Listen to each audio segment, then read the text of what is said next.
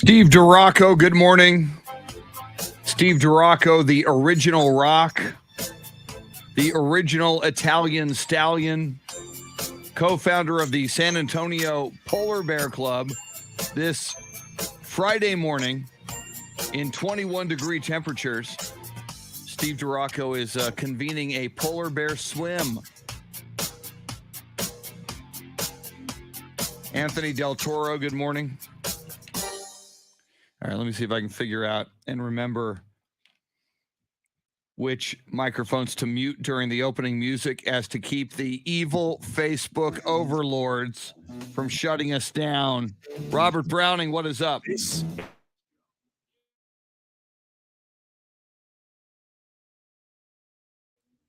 Good morning, Louisa. I'm sorry the Super Bowl is going to be so boring.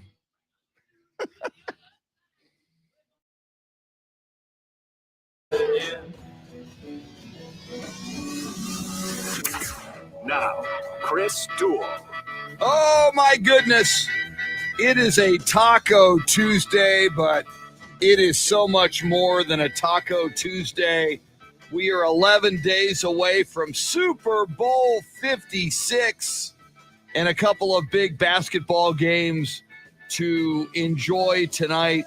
One of them in Lubbock, Texas, the return of Chris Beard to Lubbock, bringing his Texas Longhorns, his alma mater, into Lubbock to take on the Texas Tech Red Raiders. And with the new rankings in college basketball, we now know Texas is number 23 in America, and Texas Tech is number 14. We'll talk a lot about that, and we should.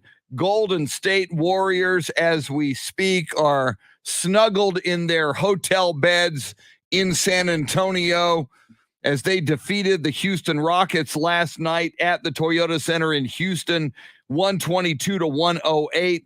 Warriors come out to play in San Antonio tonight, having won 6 in a row. Steph Curry last night goes for 40. Golden State has the second best record in the NBA. They'll take on the Spurs tonight at the AT&T Center. Welcome in. It's the Chris Duel Show with Shannon, Salty, Sweeney. Dave OEHLER, newly minted on Twitter, is your Soundscape Stylist. Shannon, I believe that is a Texas Longhorn hoodie you are wearing. You are geared up. Yes, it is. Is that? Yes, it is. It's yes, a little. Sir. It's a little low in the frame, but I can tell. Whoa! What a night it is. Yeah. The back of my hoodie says the eyes are upon you, and all eyes, of course, going to be upon Lubbock if they weren't already last night, because Chris, we get up pretty early, so I go to bed at a pretty reasonable hour, and I woke up this morning to see what I missed from the night before, and it was videos of the scene in Lubbock. And if anyone thought Chris Beard would be met with bubbliness and hugs and rainbows, you played yourself, because it's anything but that right now in Lubbock. Chris Beard and company, as well as some media members, showed up on a bus. And the second Tech fans saw him, it was like, back in the 90s when boy bands would be on their tour buses and girls would just, for whatever reason, feel like, yes, let me be in front of a moving vehicle. Let me stand there and beat on the windows and see if I can get somebody's attention. It was that, except instead of I love yous, it was a bunch of 4-letter words that we cannot repeat on the air. It's a very hostile environment already. We do have some audio for you, both from Chris Beard today, as well as Texas Tech head coach Adams, of his advice that he actually gave out yesterday early afternoon to Tech fans to say, hey, let's not do anything to get us in trouble. And then Tech fans kind of throwing that out the window pretty early on last night when they saw Chris Beard in the flesh for the first time since he left for Texas in April. Very telling, Shannon, of those Texas Tech fans that are acting out. And I say those because I know this is not indicative of all Texas Tech fans. I see the same thing among Spurs fans. Spurs fans are so spoiled, many of them, not all of them. And I've come to realize it's the minority of Spurs fans who say horrible things about Pop, which is insane. All of this great Spurs success does not happen. The 5 championships, the 6 trips to the finals, does not happen without Coach Greg Popovich. He should be revered as a saint and a god in San Antonio for life. So when I see, as you described, Shannon, some of these Texas Tech fans acting incorrigible and hateful toward Chris Beard, it just makes me wonder for any future coaches who might want to come to Texas Tech and in the future and be a head coach and give their heart and soul to that program and their fan base. It's almost, you learn a lot about somebody when they break up in a relationship. You were in a relationship for a long time, maybe years. You were good friends, you were lovers, you were special, you cared about one another. And if it breaks up, how do you behave? Are you an idiot? Do you act like a child? Do you throw tantrums and throw expletives and slurs and F-bombs at your ex? Or are you thankful that you had good years together? And do you respect the other person as a human being who shared a part of your life?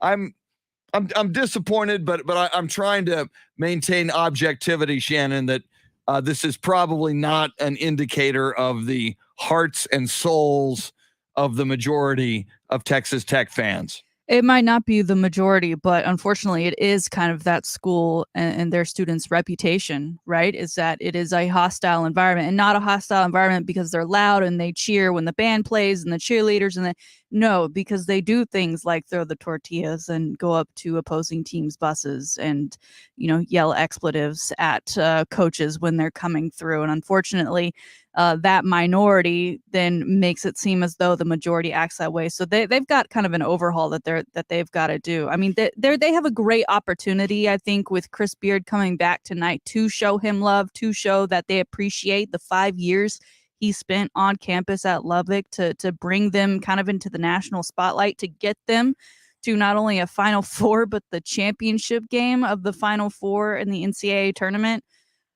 They've got a lot to be thankful for Chris Beard, and I know that they felt like they were just getting started. But at the end of the day, you got to be good humans, and so far, not a great start to this one. Yeah, and I mean, if I were a Texas Tech alum, wouldn't it be nice for the state and for Texas fans and for the country, because this game is going to be on ESPN2 tonight at 8:00. Wouldn't it be nice for the country to say, hey, man, how classy. Look how classy Texas Tech is. They're thanking Chris Beard for his years of service to their university and to their program. So, but hey, this is what sports is all about. This is part of the fun that you and I and Dave and our listeners and our viewers have talking about sports. I really think sports brings out the best and the worst in us.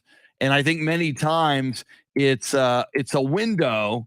It's kind of an indicator into life itself. Obviously there are heroes and villains in sports, and the vast majority of the time, nobody gets killed.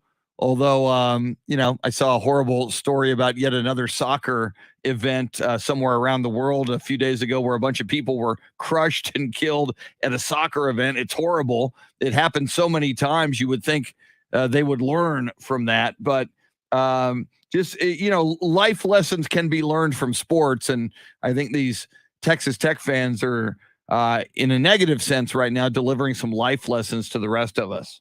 Yeah, and going through, because Chris Beard is trending on Twitter this morning following those videos of fans harassing him. Apparently, Lubbock people also upset that I guess he took some of their laptops with him, because I guess Texas just wasn't going to provide him laptops, and they're saying that he owes them some laptops.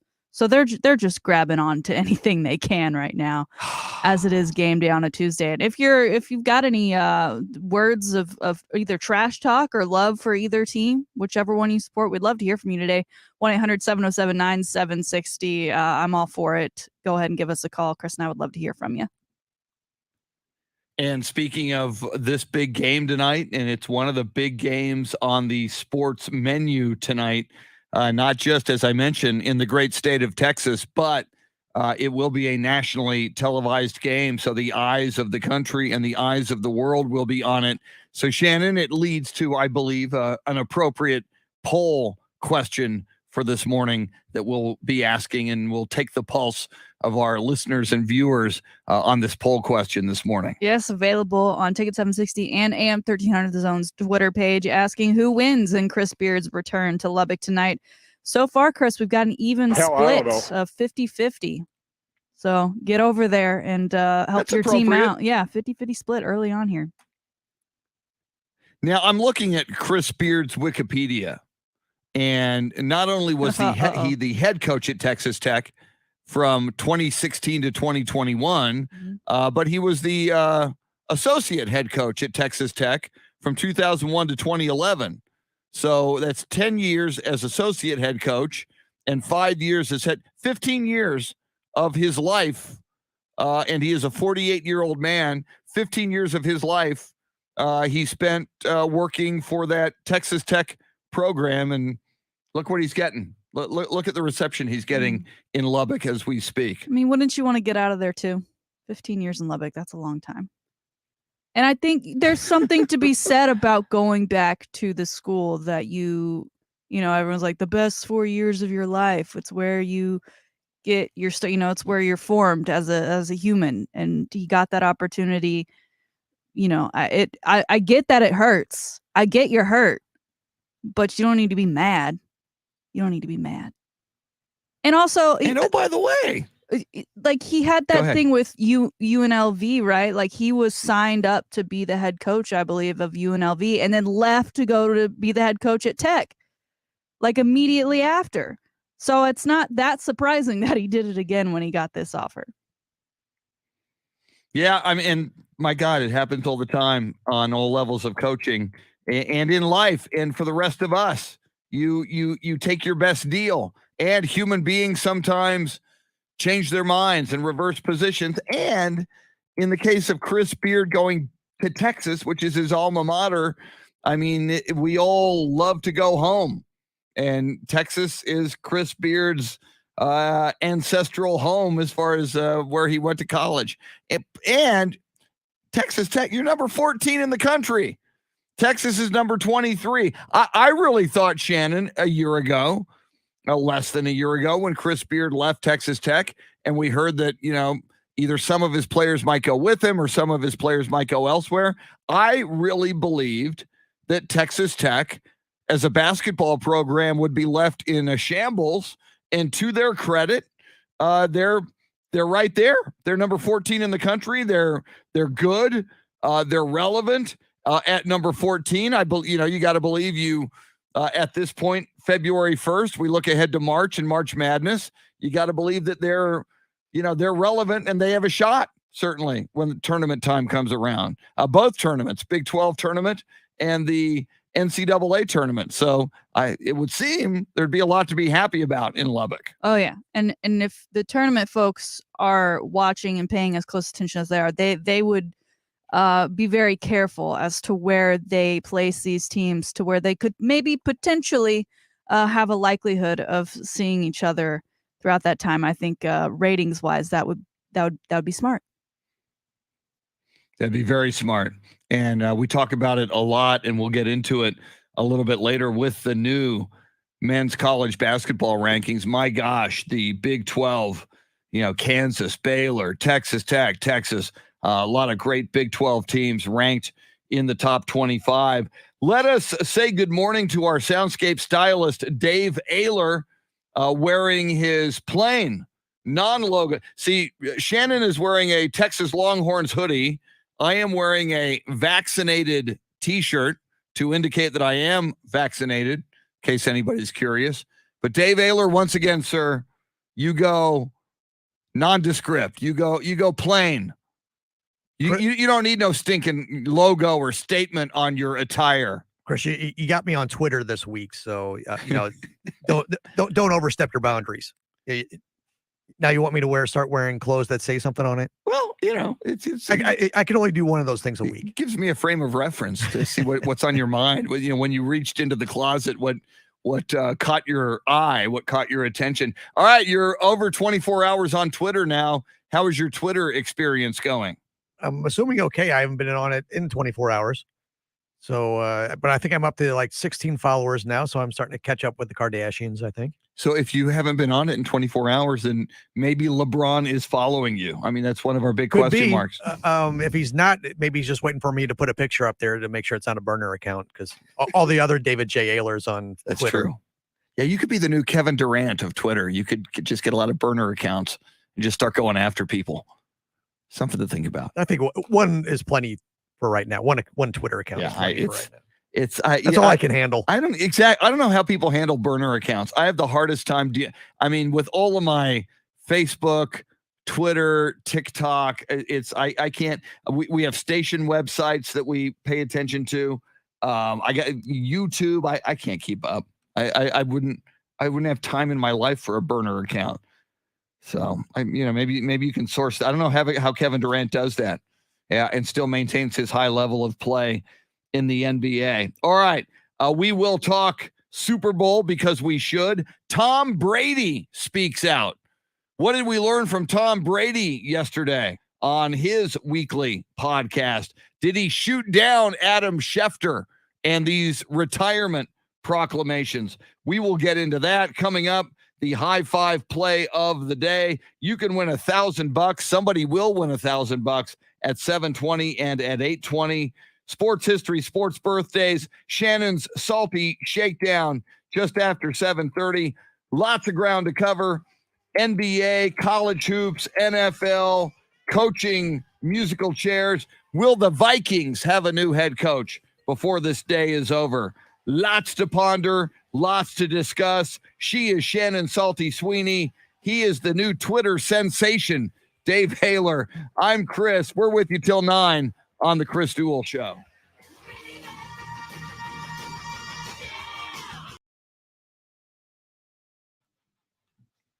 Good morning, Wes Perkins. It's a beautiful day to eat brisket tacos.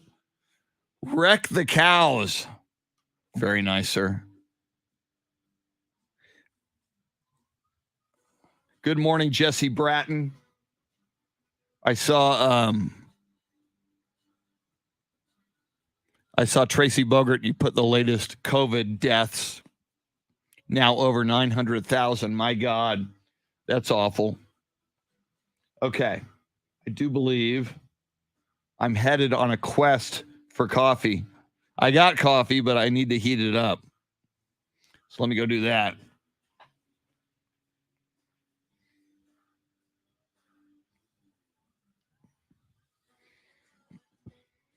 Pendejo says, I have 10 Facebook accounts or more. I'm on my 4th Twitter account. The first 3 were suspended permanently. Who are you, Joe Rogan? Good morning, Beth Settle. Welcome in, Beth. Let the coffee flow.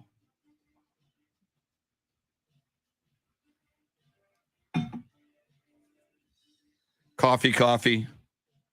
Coffee me, please.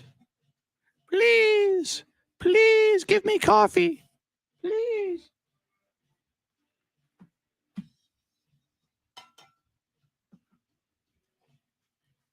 All right, pouring the coffee. I'm going to nuke it because there's nothing worse than lukewarm coffee.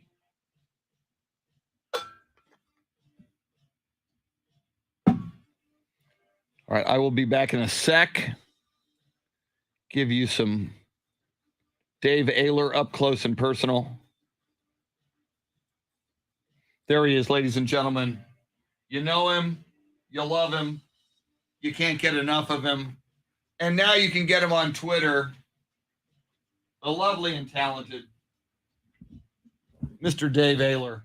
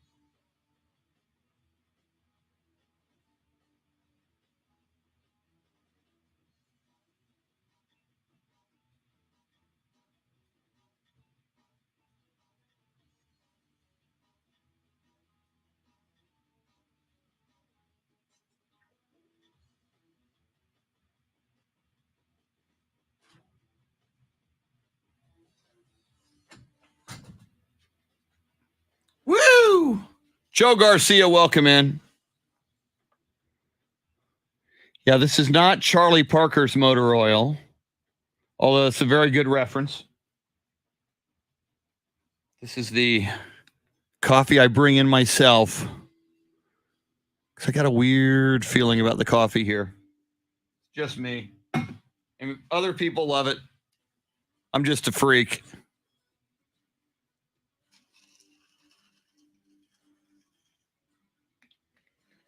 Okay. I need O.M. Garcia. Good morning. Joe Garcia and O.M. Garcia. So we got Joe Garcia, who says it is 27 in Pueblo. Hey, Joe, it's going to be 21 in San Antonio on Friday morning and pretty darn cold on Thursday morning from what I understand. So you got Joe and you've got O.M. Garcia saying good morning, San Antonio. Good morning.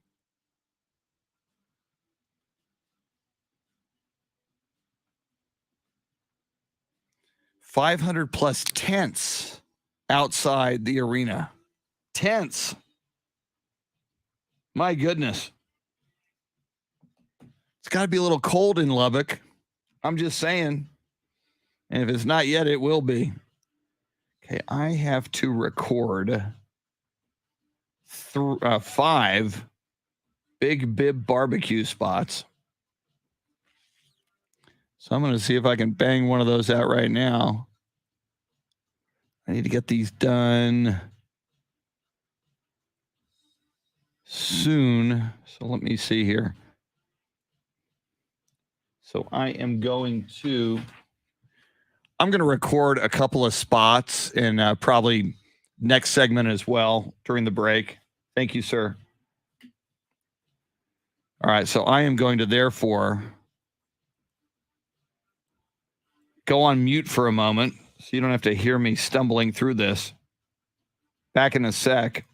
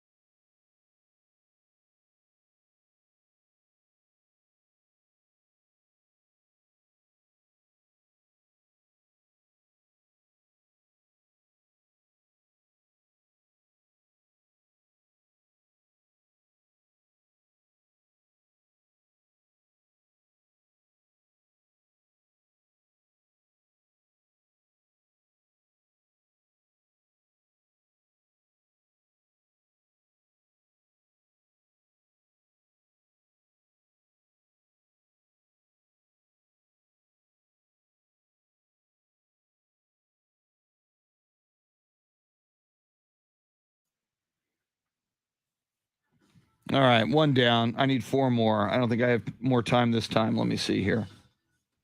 Let me edit, select entire wave, edit, copy, file, new.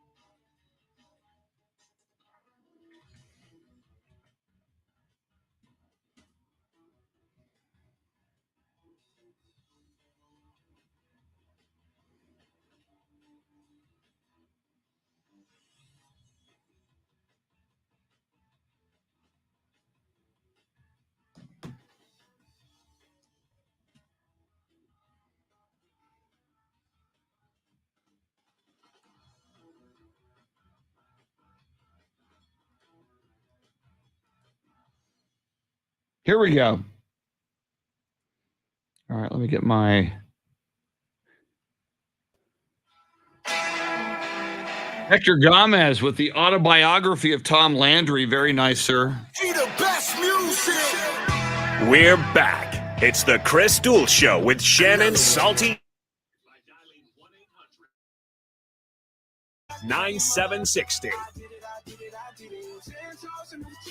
Chris Duel Show with Shannon, Salty, Sweeney on a Taco Tuesday. Do your job today. You know what your job is. Your job is to eat tacos.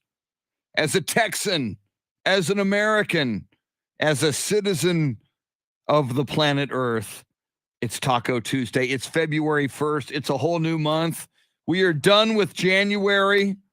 Adios, January. Let's move on to this February. We're talking a lot of basketball, but we're going to hit some hardcore football. Tom Brady speaks out yesterday. We got to talk Super Bowl. We've got to talk coaching carousel in the National Football League.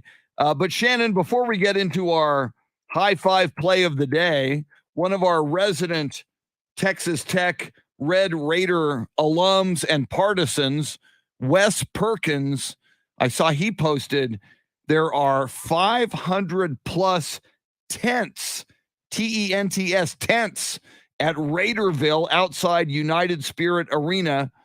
This place is going to be lit. What, people are camping out in tents? What is that about, Shannon? I don't know that I even understand why they would do that in Lubbock, Texas. I don't know. It's like a first come first serve basis for students. That's hardcore. I'll be watching on TV. And if I was in Lubbock, I'd probably be watching on TV because I'm not willing to camp out. Plus, it's like really cold right now, and they've been some of them have been there since what, Saturday night. No, no. Good for them, but no. I do give them, I do give them props for passion and love of their team in that case. As I mentioned to you, Shannon, a long time ago in a galaxy far, far away, the 1979 NBA playoff series between the Spurs and the then Washington Bullets, whose name was changed to Wizards because Bullets is politically incorrect these days. I camped out overnight at the Hemisphere Arena for playoff tickets. We brought a little hibachi. We were grilling. We were drinking adult beverages. It was actually fun because you're hanging out in that case with other Spurs fans and talking Spurs. So, for those Red Raider fans hanging out, I get it. I've done it. I've been there. But like you, Shannon, the older I get, I mean, 1979, I was like 18, 19 years old. It was fun as an 18 or a 19-year-old. As a middle-aged man, I'm not camping out. It ain't happening. No. I'm sleeping in my own bed, and I would miss the game if camping out was a prerequisite to get tickets. Well, and plus, what is that you're gonna look back on that after y'all lose and just be like, why did I do that? Why did I sleep out there for all of those nights in a tent? See, that's, Shannon, that is the outcome. If Chris Beard comes back to Lubbock and here they're hurling F-bombs at him as he arrives into town, and there's going to be banners and chants and camp.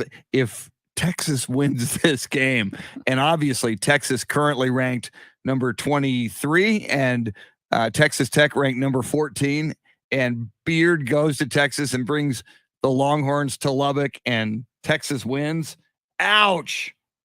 That's going to sting Red Raider fans. For those wishing to bet on this one, current line is -5 in favor of Texas Tech. It's going to be close. A rivalry game.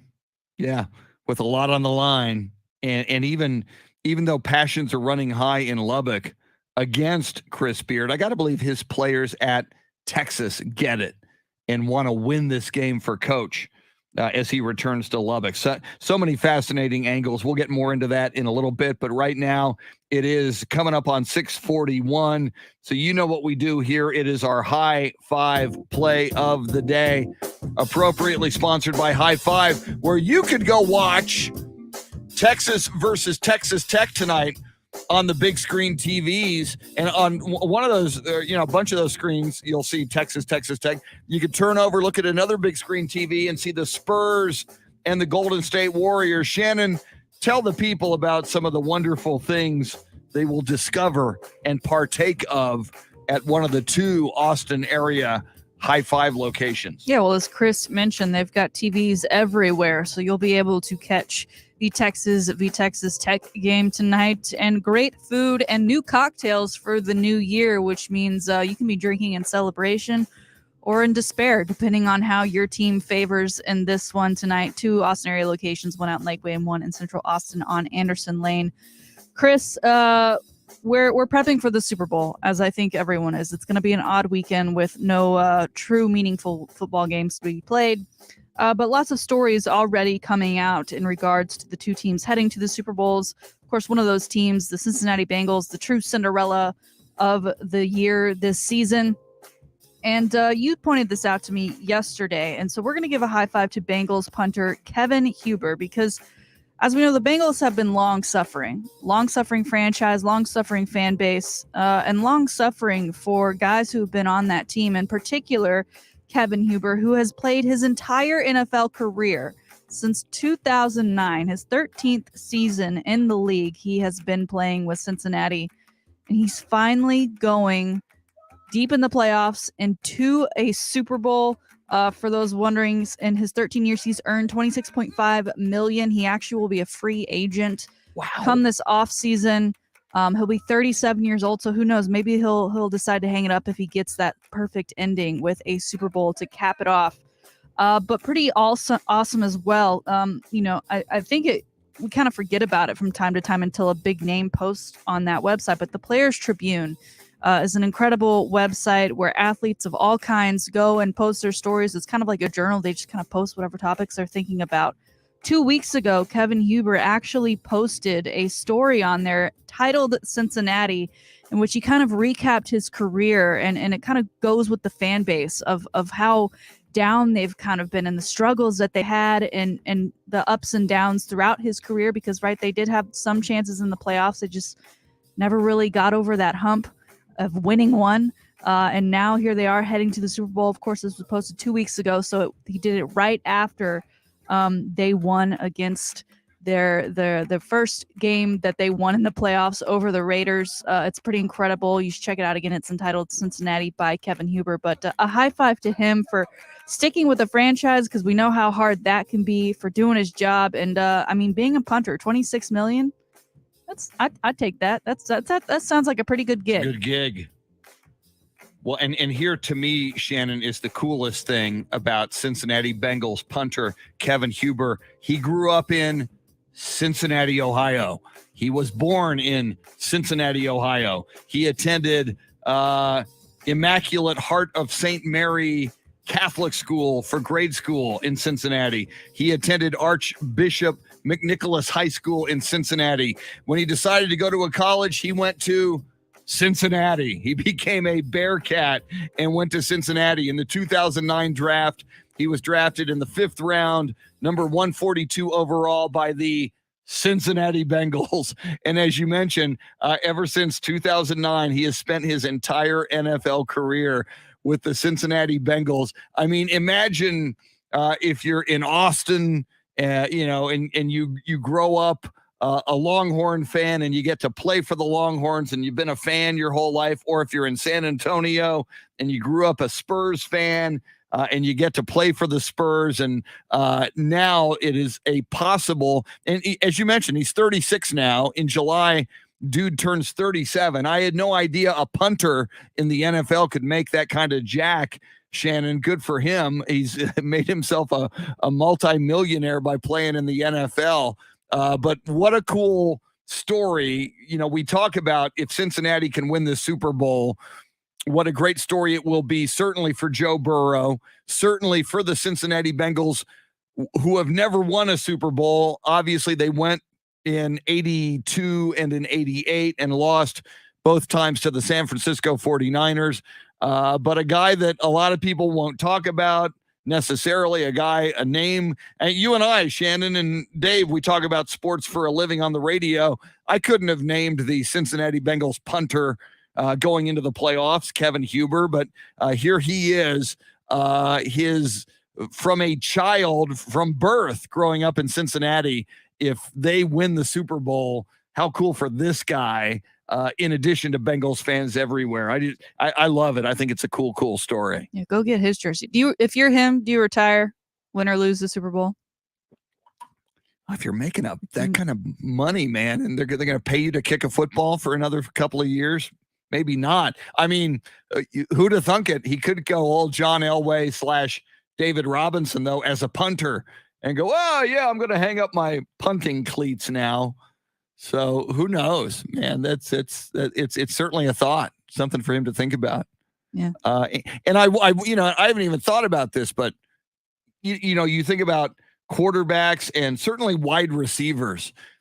Age 35 for a wide receiver, unless you're named Jerry Rice, it's almost a magic number. I mean, we saw T.O. lose a step at 35. The vast majority of wide receivers, once you hit age 35, you don't have the explosiveness in the NFL. You're not nearly as effective as you were before you hit that age. And here is Kevin Huber at age 36. You got to wonder, and I don't know, because I haven't paid a lot of attention to punters over the years. Does that happen to a punter? I got to believe, Father Time is undefeated and may have just defeated Tom Brady. We'll get into that here in a bit, but I wonder if his effectiveness is now diminishing as he's now moved over age 35. Who would have thought that the top stories out of the Bengals, obviously you've got Joe Burrow, but then their kicking crew, their special teams, with Evan McPherson, the kicker, rookie kicker, and then the old vet at punting duties. It's great. So it's making me love the Bengals even more going into this Super Bowl. It tells you once again, Shannon, how big special teams are. And you would think punters are a dime a dozen. You'll find one eventually.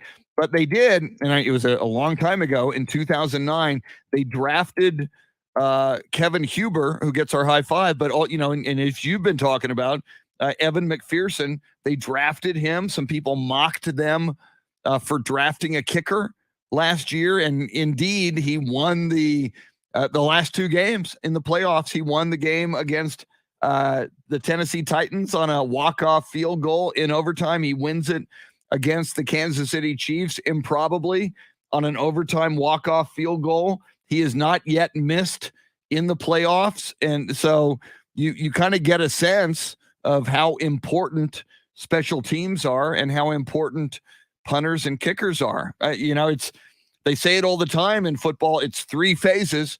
It's offense, defense, and special teams.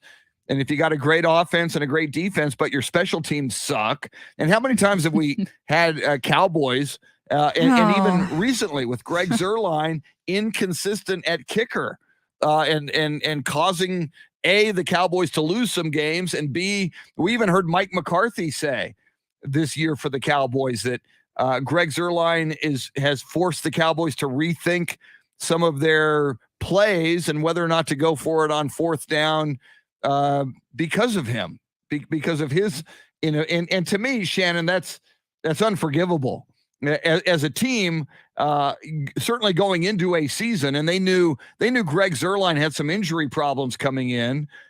You do your due diligence, and you have a guy ready at kicker who you at least believe and know starting the season is consistent and can deliver the goods. Well, for that, I say Dicker the kicker has entered the NFL draft. So I know Jerry doesn't love taking players from Texas, but I think he'd be a good one to add to that roster. And then, I'm just thinking, Joe Burrow, known for smoking his cigars after victories in the locker room. There's video going around of the special teams unit of the Cincinnati Bengals taking shots together after their AFC championship win. They'll be a group to watch coming up here in 2 weeks.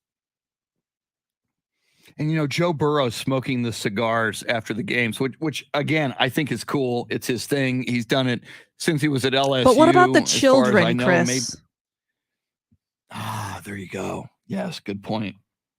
Good point. Tell them to get their own cigars. Yeah, get their own cigars.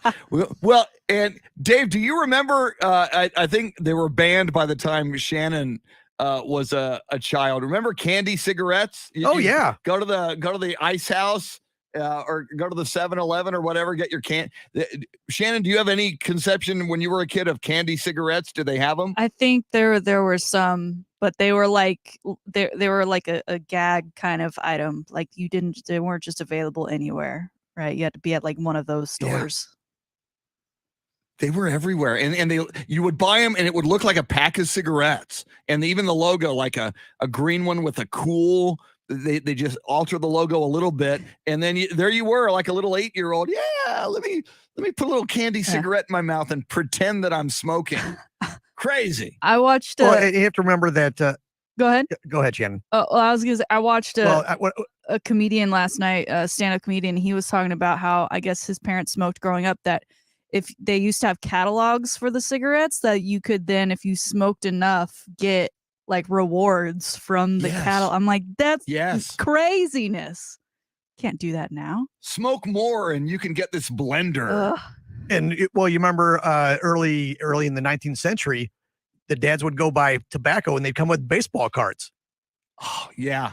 And that's how kids got baseball cards. Yes. Back in the early 1900s. Well, and speaking of cigars and Joe Burrow, they had bubblegum cigars at the convenience. Remember those? Yeah. It would be like shaped, but they'd be like, fluorescent green and red, but it would be a cigar and you would just bite off a hunk of that bubblegum cigar and start chewing the bubblegum. And there was also bubblegum cigarettes where they were wrapped in paper and they had like sugar inside of it. Yes. If you blew it, the sugar would come out. It looks like smoke. That's right. Oh my God. But Shannon, I do believe if a cigar company hasn't jumped on Joe Burrow yet, you got to believe if you were a manufacturer of cigars, that would be your guy, man. I'm just saying, lots more. There's even more Joe Burrow news. And of course, we mentioned, and we've got some audio actually of Tom Brady. Tom Brady spoke out on his podcast. Did we learn anything new? Did he refute the retirement rumors? We'll talk more about the coaching carousel in the National Football League. Might the Minnesota Vikings be close to selecting their man who's going to have to put up with Kirk Cousins for at least a season in his new tenure? Two big basketball games tonight, Texas versus Texas Tech.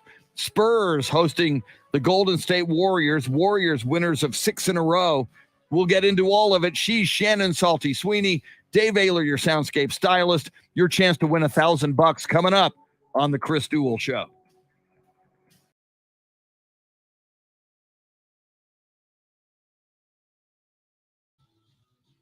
All right.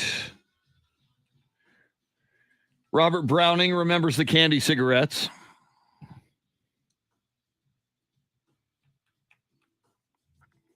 Yeah, it is amazing what we taught kids to do.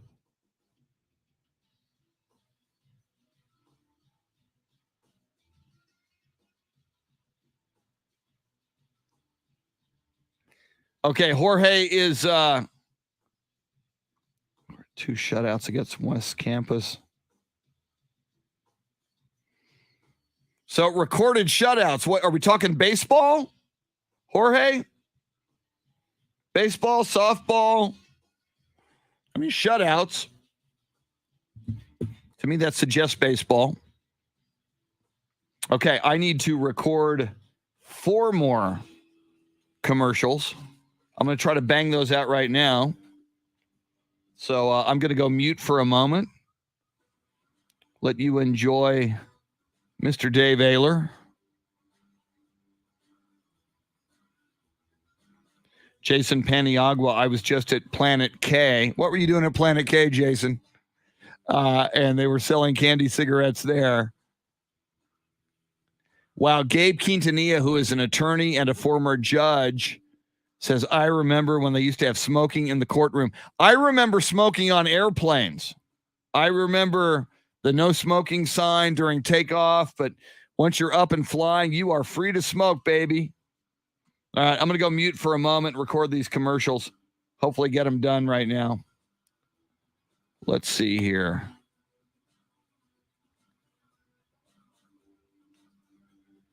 I'm going to record spots once again. Hopefully this will be it if I get it done.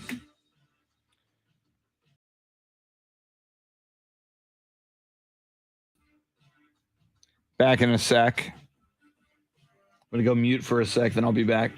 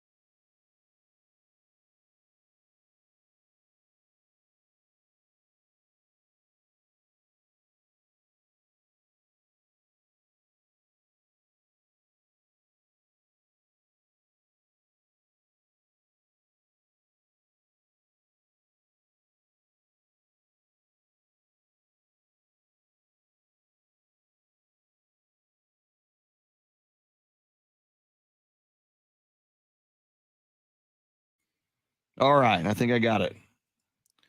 Now, one of those, I need to get rid of that one and...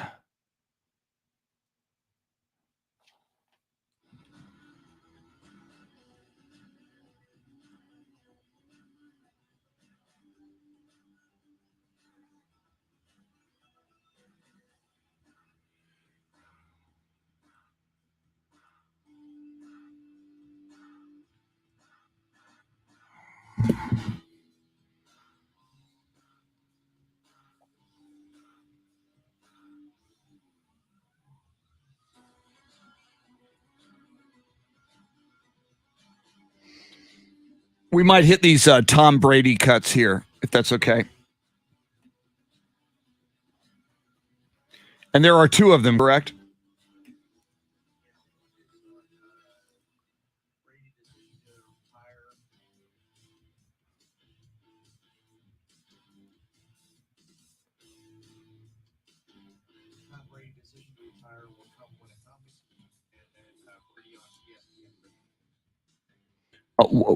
Give me the second one more time. I didn't hear it.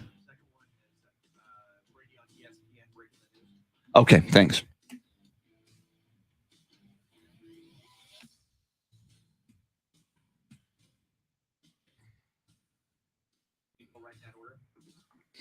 Sure, that makes it simple.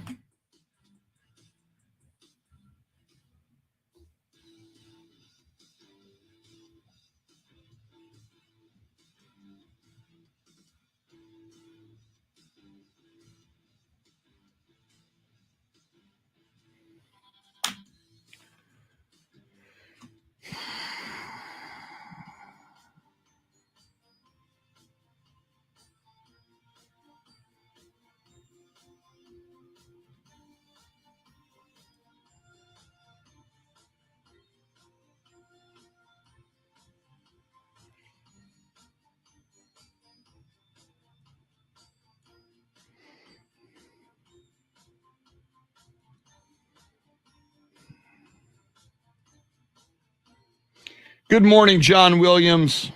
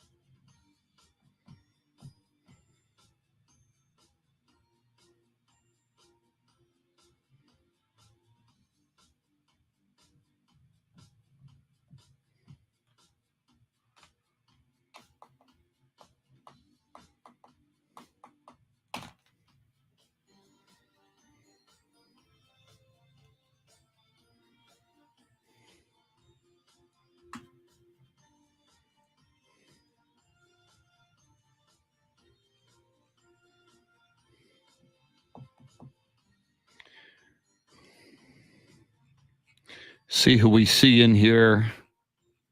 Steve Duraco, Anthony Del Toro, Robert Browning, Luisa Alani, Steve Duraco, Tracy Bogert, Dave Emilio Castanuela, Hector Gomez, Gabe Quintanilla, The Hammer, Clint Proctor, Amber, Jesse Bratton, Beth Settle, Joe Garcia, O.M. Garcia, Jason Paniagua, Ralph Balderas, good morning. Robert Browning, Marcus Valdespino, Ryan Pepe Brown, Jorge, All right. Here we go. This is the Chris.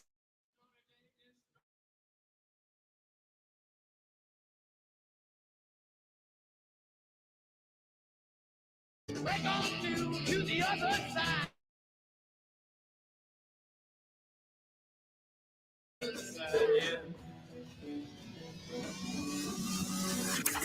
Now, Chris Duel. It is Taco Tuesday. It is the first day of February. We are 11 days away from Super Bowl 56, but we've also got some tremendous sporting events on tap for tonight. One of them in Lubbock, Texas, as the locals have been camping out in tents, over 500 tents camping out around the arena where the Texas Tech Red Raiders, number 14 in the country in men's basketball, will host the number 23 Texas Longhorns as Chris Beard, the former Texas Tech Red Raider head coach, returns to Lubbock, this time with his new team and his alma mater, the Texas Longhorns, ranked number 23. We'll get into that. Spurs in action tonight against the Golden State Warriors.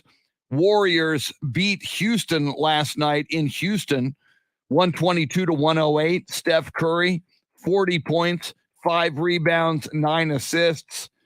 Warriors have won 6 in a row. They've got the second best record in the NBA, but do not forget, the Spurs already beat the Warriors once earlier this year at Golden State. And I did see the Spurs injury report yesterday, and most of their dudes are back from health and safety protocols and other reasons. So the Spurs should be at pretty much full strength tonight. Plus, the last road trip, the Spurs rested for various reasons. DeJounte Murray, Jakob Poeltl, and Derek White. So those 3 guys will be available tonight and presumably in the lineup, and they should be very well rested tonight. So the Warriors on a back-to-back, having to travel last night from Houston to San Antonio, granted maybe one of the shortest trips you'll make in the NBA, flying from Houston to San Antonio, but still it's a road trip and they're not sleeping in their own beds, and it's a back-to-back. So we'll see how the Spurs can do tonight against the Golden State Warriors. Speaking of the Spurs, tomorrow on the show, as he always is, on Wednesdays, the voice of the San Antonio Spurs, Bill Schoening, tomorrow at 8:05 on this show. He'll have the call tonight on 1200 WOAI out of San Antonio and across the Spurs radio network. By the way, coming up to about 10 minutes, a little over 10 minutes from now, your chance to win $1,000, the Grand in Your Hand cash contest, and just after 7:30, Shannon's Salty Shakedown, this day in sports history and sports birthdays. And Shannon, one of the big questions, is Tom Brady's career sports history as we speak? He spoke out yesterday on his weekly podcast on Sirius XM.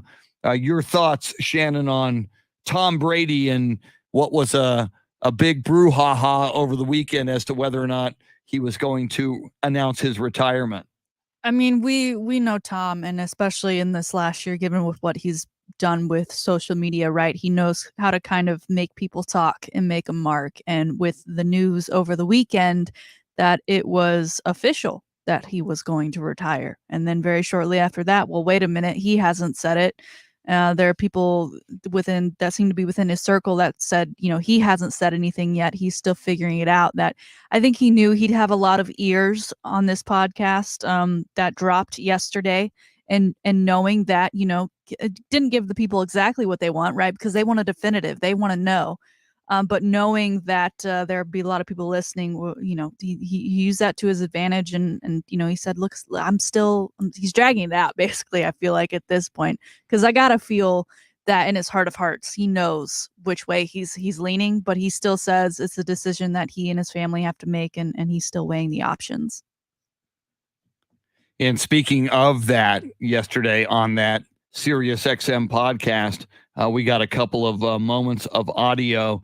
This first one is Tom Brady yesterday talking about retirement. I think I just said I'm going to take it, day by day. It really is. I'll take it by the moments and figure out when, I feel really confident to allow people to, who I understand my decision affects a lot of people's lives. So when that decision comes, it'll come. And of course, it was Adam Schefter making the most noise running with this story. Some others did as well on the 4-letter network. And Tom Brady did also talk about their breaking the news and that story over the weekend. We're in such an era of, information and people want to be, in front of the news often. And I totally understand that. I understand that's the environment we're in. And Shannon, I get it as well. And as you mentioned, he's such a big social media guy. He is Tom Brady, one of the biggest stars, one of the biggest brands existing in the world of sports on the planet Earth right now. He has earned the right. And if it were you or me or Dave OEHLER announcing our retirement, we'd probably want to do it ourselves on our own time in our own way, and not having some other person wanting to be the first to make that announcement for us. So most experts seem to continue to agree that it's coming. He's going to retire. It's just a matter of when he chooses to make the decision. So I don't begrudge him at all choosing to drag this out, which I think is kind of what's going on here. And I think for me, I'm almost looking forward to like how he does it. I keep thinking of JJ Watt announcing his choice to go to Arizona, right? There were plenty of people estimating on Twitter and talking about things, but it was him who just posted the picture of himself working out in an Arizona Cardinals shirt. And he said, source me. And that's all it took. And he got to break it himself. And it was his narrative and his way.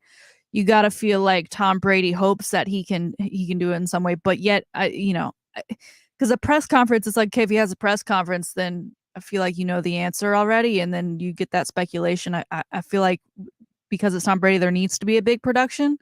But I'm interested to see just how he and his team do it, no matter the decision, because I feel like now we're almost deserving of a production, even if he does decide one more year.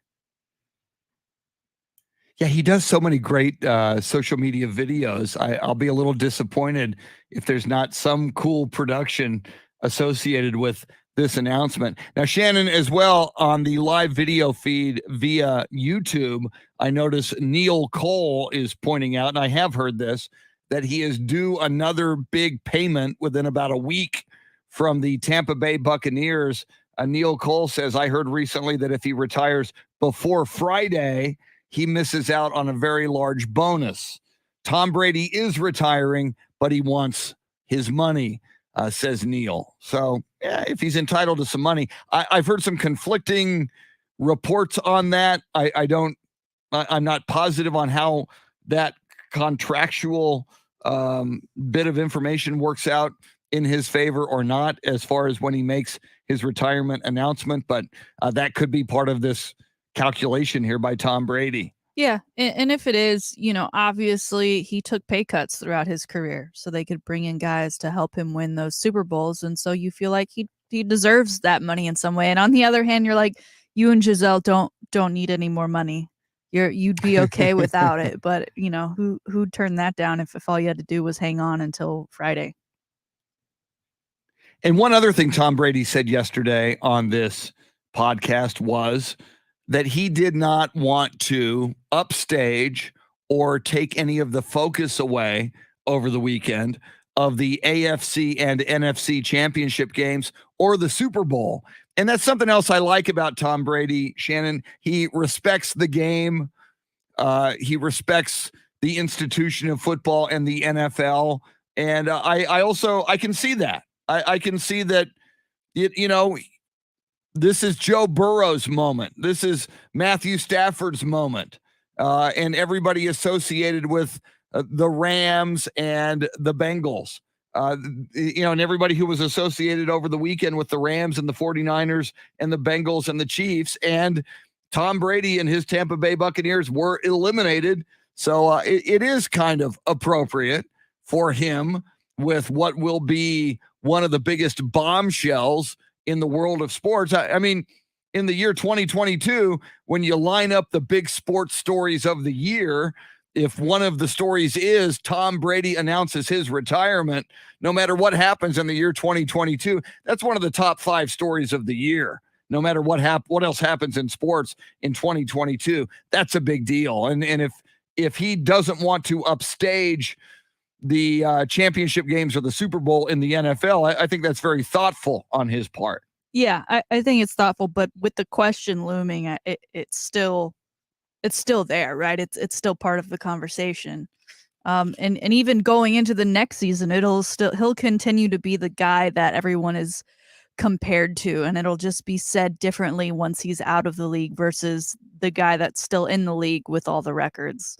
Again, I'm just looking forward to how he does it, and then of course the reaction. I was part of I think the majority when I saw that tweet over the weekend from Adam Schefter, believing it to be true, right? The official NFL account tweeted out he retired. Everyone was jumping on it, and it didn't exactly feel real in that it wasn't coming from him. It wasn't coming from his team. It didn't feel like a very Tom way for things to unfold. So, again, I'm looking forward to how he does it. And then, I don't know, as much as I've always wanted him to retire, I'm starting to feel like maybe I'm not ready. Because I'm getting to, wasn't of the right age to really witness and take in Michael Jordan. This is my Michael Jordan of football. And I'm like, in 10, 15 years, I'm going to be able to be like, I got to watch Tom Brady play. But I want to watch him play till the bitter end. This is my first one, and I'm feeling it. Whenever there's a big retirement, whether it's a Drew Brees or a Tom Brady, for Spurs fans, Tim Duncan, you're a Dallas Mavericks fan. You went through the Dirk Nowitzki retirement not long ago. The Greg Popovich retirement, we talked about last week, was Greg Popovich's 73rd birthday. One of these days, Greg Popovich is going to retire. And even though each one of these people have had a long career, when that retirement announcement comes, I feel that. It's like, oh man, I can't believe Dirk Nowitzki just retired. I can't believe that's over. We've seen these players, and in the case of coaches as well, for so long, and they've been a part of our lives, and sports is such a big part of our life that when you finally realize that era is over, it's you hate to see it go, even if you didn't like somebody, even if somebody was your nemesis. So totally get that. Interestingly, Shannon, you said yesterday, you're this weekend, there's no real NFL meaningful action. There is the Pro Bowl. You mentioned that you're not that into the Pro Bowl. Well, apparently neither is Tom Brady. Tom Brady could have made his final NFL appearance in the Pro Bowl had he chosen.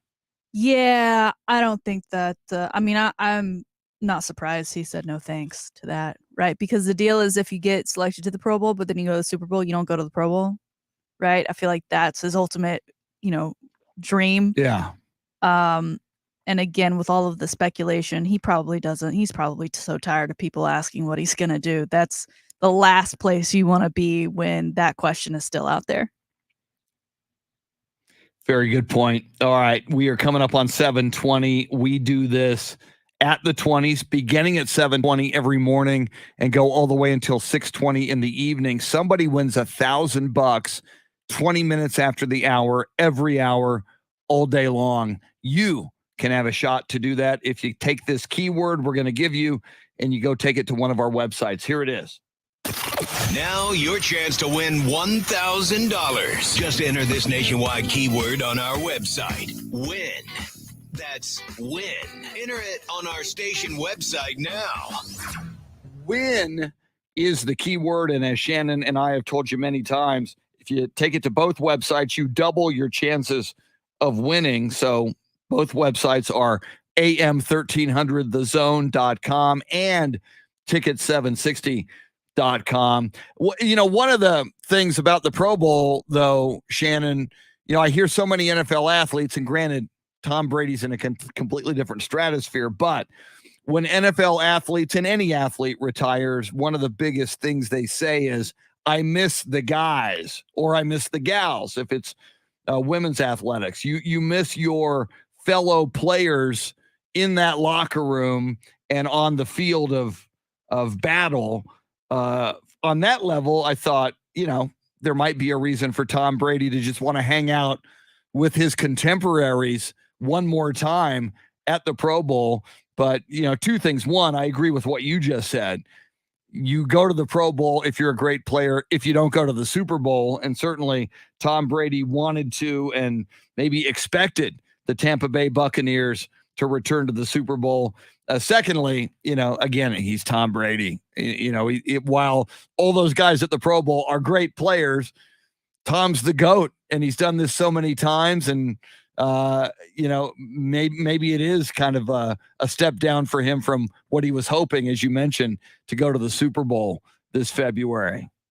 I get that he may miss the guys, but also he's Tom Brady. I don't think there's anyone in his cell phone that if he said, hey, you want to hang out, that they would say, no, thank you. I don't want to do that. Plus, I don't know. I feel like the NFL, I know there's cross-team buddiness, but not nearly as much as the NBA, right? That's the Pro Bowl versus All-Star Weekend. I mean, that's clearly part of the element that separates the two for me. Yeah, and I go back and forth on the cross-team buddiness, and you're right. It is big in the NBA.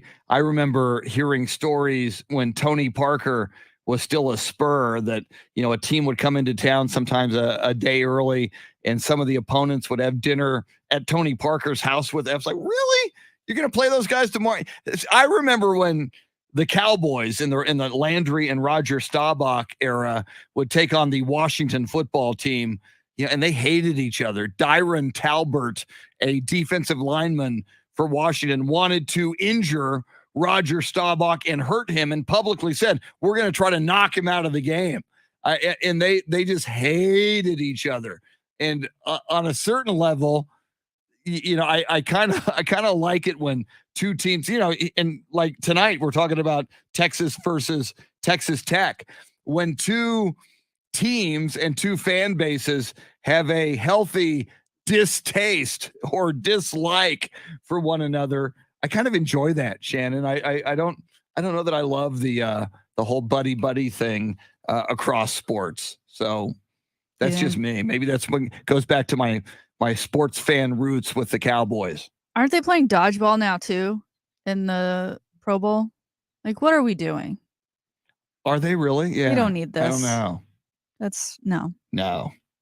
I'm not watching that. We can do without that. No.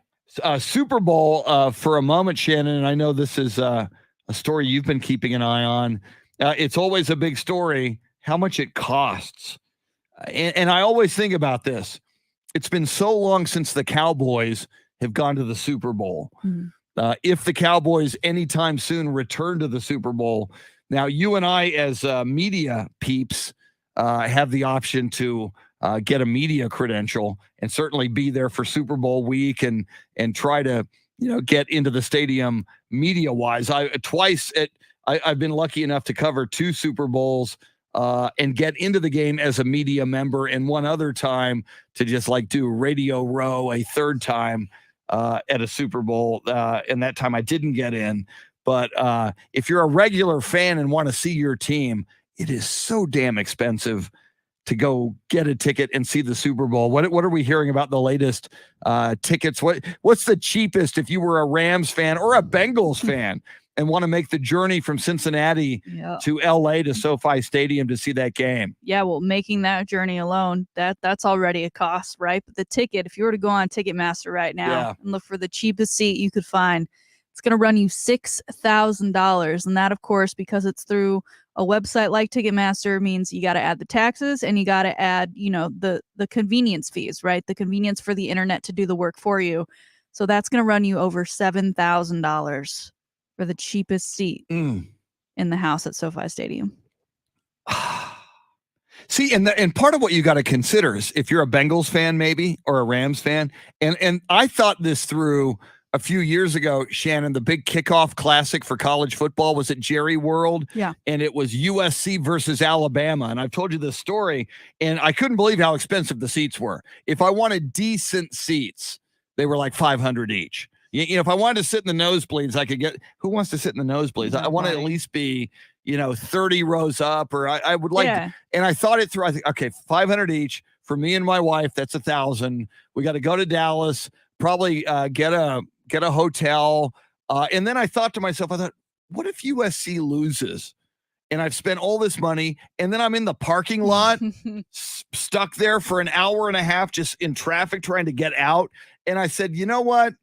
Now I'm gonna wait until later in this, and it was something like 55-10 Alabama over USC. I made the right call. So part of what you need to factor in if you love your team, how are you going to feel at $6,000 a ticket for the Super Bowl? And as you mentioned, it's really $7,000 with taxes and fees. How are you going to feel if your team loses? Are you going to be happy about being out all of that money? I feel like if you're a Cincinnati fan, because the Rams have obviously been to the Super Bowl in recent years, but like if you've been a longtime Cincinnati fan, that maybe every season you haven't gone in the Super Bowl, you like put some money and a little fun for like when it happens, because it might never happen, but when it happens, here's my fun to get me to the Super Bowl. And maybe and then again, that just brings me back for like the Tech fans who've been camping out since Saturday and what's probably really cold Lubbock, Texas right now. What are you going to feel like when Texas comes in to your own house and beats you on your own floor with their brand new coach, Chris Beard, a guy you know very well? It would be so much fun with all the grief they're giving Chris Beard tonight if he walks out of there with a win. Yeah, we'll talk more about that coming up. In fact, coming up in moments, Shannon's Salty Shakedown is coming at you this day in sports history and sports birthdays. You can join us on the phone lines, 800-707-9760. We got the live video feed cooking on Facebook Live, on Twitter, and on YouTube. Dave OEHLER is your Soundscape Stylist. She is the salty one. I'm Chris. Thanks for hanging out with us till 9 on the Chris Duel Show.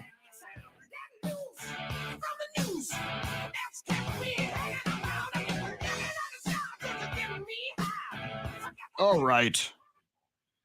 I do believe I need more coffee. I dropped my pen.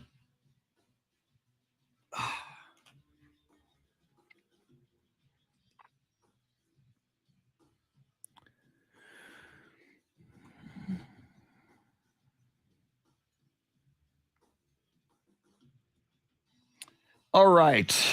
Let me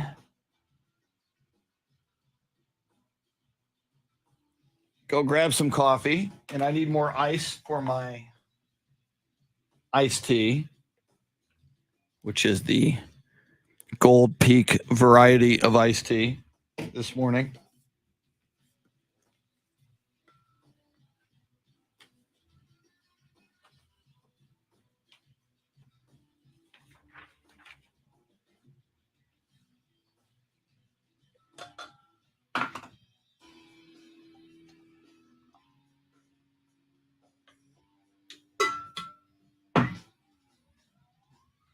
I'll be back.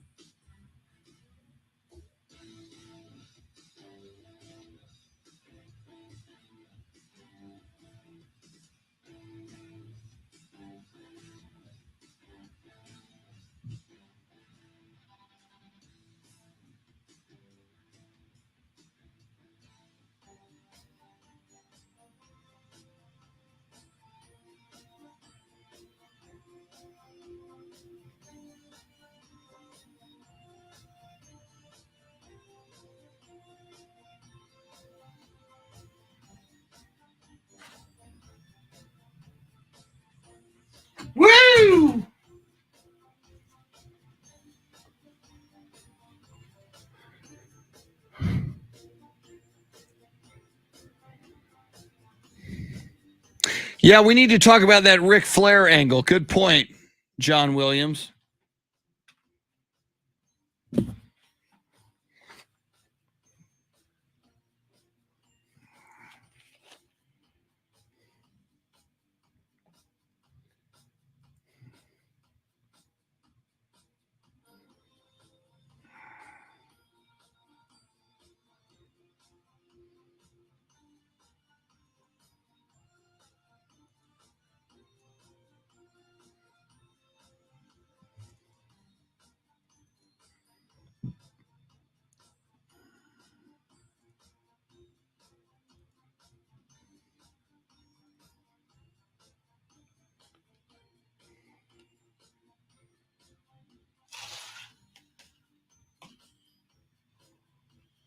I have coffee that is beautiful.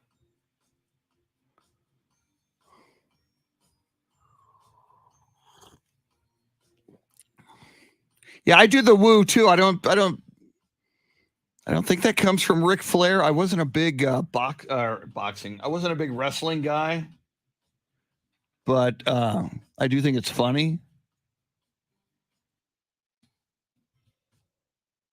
Flair. How old is Ric Flair? Ric Flair is 72 years old. Born in Memphis, Tennessee.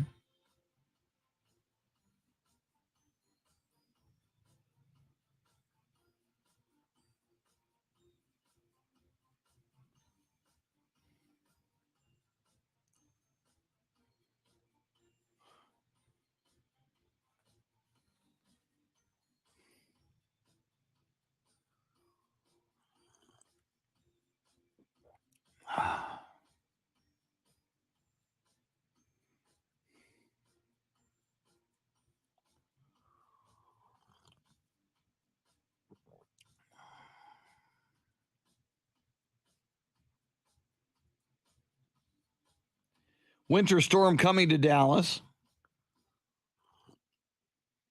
Here we come.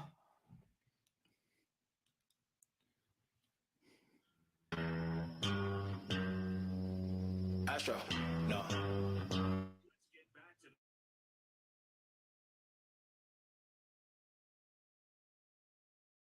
At Chris Duel and at Shannon B. Sweeney.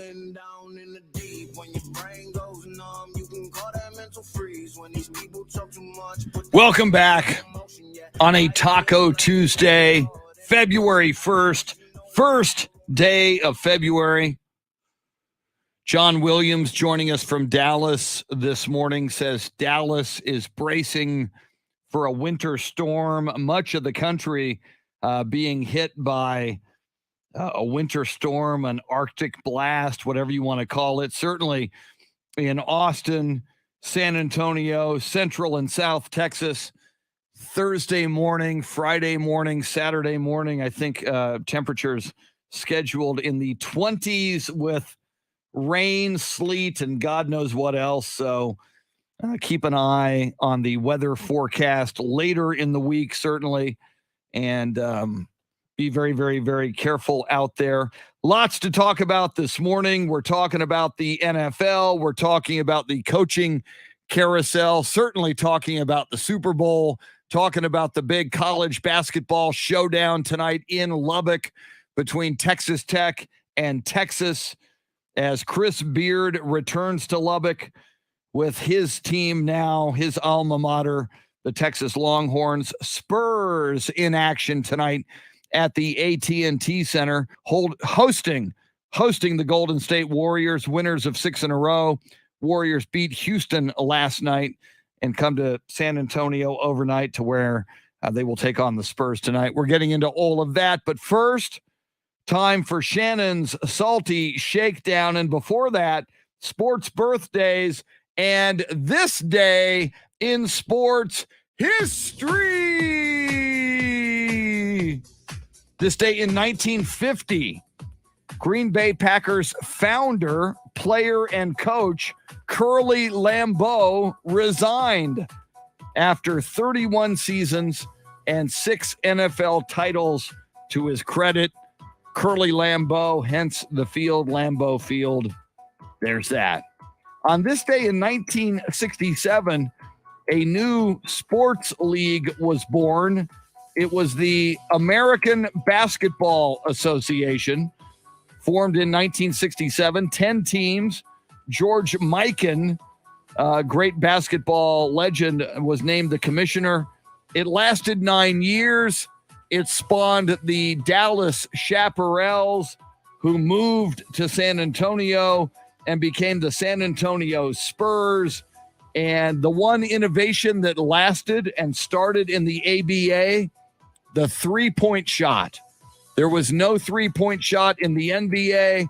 There was no three-point shot in college basketball. The NBA invented that three-point shot. Way to go. Excuse me, the ABA. Way to go, ABA. You gave us the three-point shot, and you gave us the San Antonio Spurs and the Indiana Pacers and what is now the Brooklyn Nets and the Denver Nuggets. This day in 1994, Jeff Gillooly pleads guilty for his part in an attack on American Olympic figure skater Nancy Kerrigan. As part of his plea bargain, he confesses to racketeering in exchange for testimony implicating his ex-wife and figure skater Tonya Harding. Finally, Shannon, on this day in 2004, it was the Super Bowl 38, and at halftime was one Janet Jackson and Justin Timberlake. And that Super Bowl became known more for the halftime show than the game itself. The wardrobe malfunction exposing the breast of Janet Jackson and Justin Timberlake, obviously part of that. It forced U.S. broadcasters to adopt a stronger adherence to FCC censorship guidelines. Oh, by the way, there was a Super Bowl that was the Patriots beating the Carolina Panthers 32-29. That was pretty tight.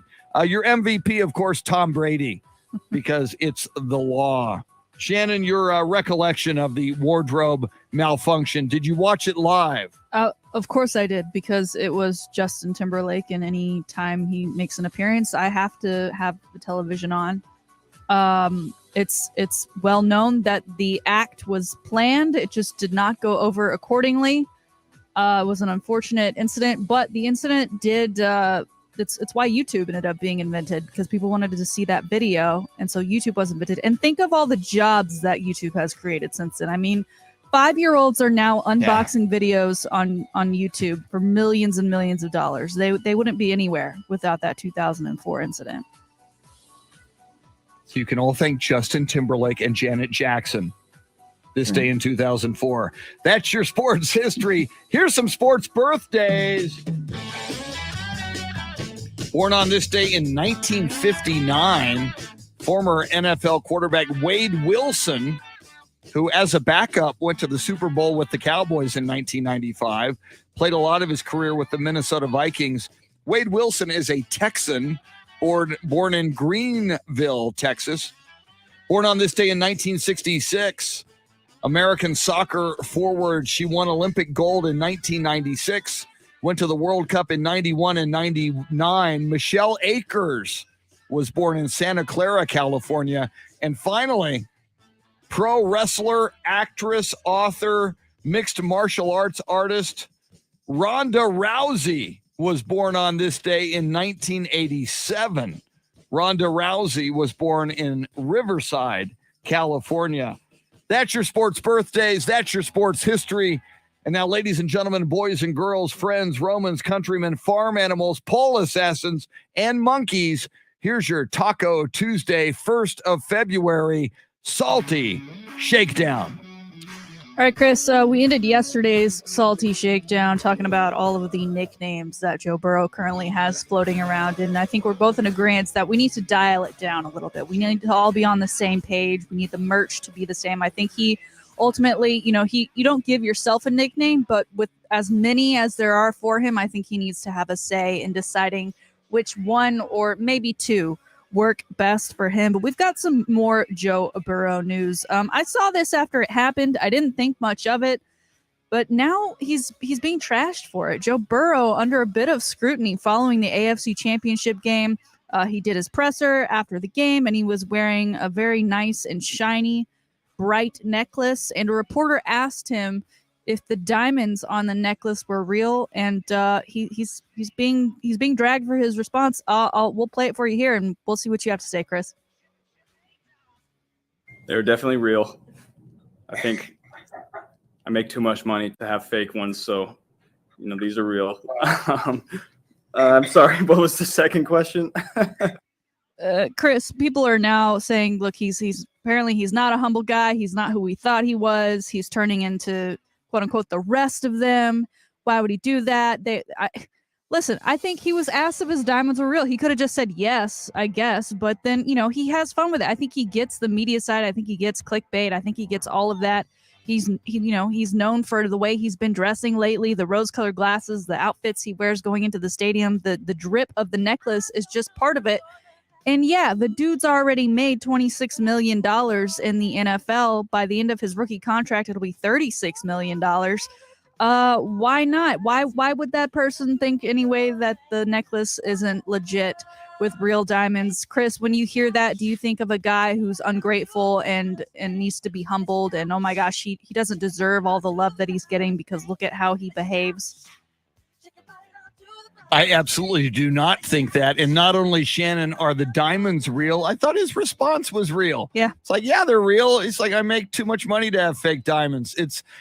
We live in such, it's not cancel culture, but it's anger, it's cynicism, it's jealousy. It's the want to pile on someone and hate them at any opportunity. And now that Joe Burrow is successful and going to the Super Bowl, out come the haters. Let's find some reason to hate him. Yeah. And I think that's what's going on here. My thoughts exactly, Chris. All leading up to the game, it was Joe Burrow needs to be our savior. He needs to get the Chiefs knocked out so that we don't have to deal with Brittany Matthews and Jackson Mahomes. He does the job. He goes to the presser. He's asked about his necklace. It's not like he's showing it off. He's just wearing it. He had like the long turtleneck with the necklace. And so he was doing kind of like a Rock 90s impression, that famous picture of the Rock in his turtleneck with the necklace. And he was asked about the necklace and he answered about it. It's not like he was just talking about how great his necklace is and look how heavy and look how many carats.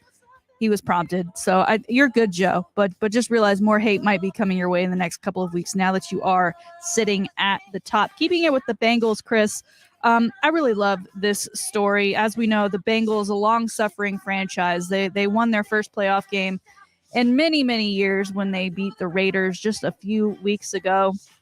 And with that, they started a tradition, sir, where when they got home or after the games, they took game balls to local sports bars and delivered them to them. And they had the name of the game, the team, the opponent, the score, and then the balls were numbered, one of however many were given away. I think it's a great tradition because just as the team has been suffering, those fan bases have been suffering, and they've been supporting, and they've been going out to the bars and supporting the local bars in the process. And they're cheering them on. So why not give them something back in return? Well, they did it again after the AFC Championship game. Coach Zach Taylor, after flying back to Cincinnati following that win. So, and that was the earlier game, so it couldn't have been too late. But of course, people were still at bars, still celebrating that their team was going to the Super Bowl. A total of 5 balls were given out, 4 on Sunday, 1 more on Monday. He did the same thing. He showed up to the bars with the ball. He hopped on mics when there were some and did the Who Dey cheer with fans. He handed the ball over to some owners of those bars. I just love it. I think it's a really cool thing. The question I have for you now, Chris, they've done this for all of these playoff games. If they win the Super Bowl, is there one ball? Is there one special ball? Is there one special bar? Do you get balls for every bar? I mean, because getting a ball is one thing for these playoff games, but a Super Bowl ball, if you win, I don't know how they're going to choose. It's so cool. I love that they're doing this, Shannon, and all the more reason.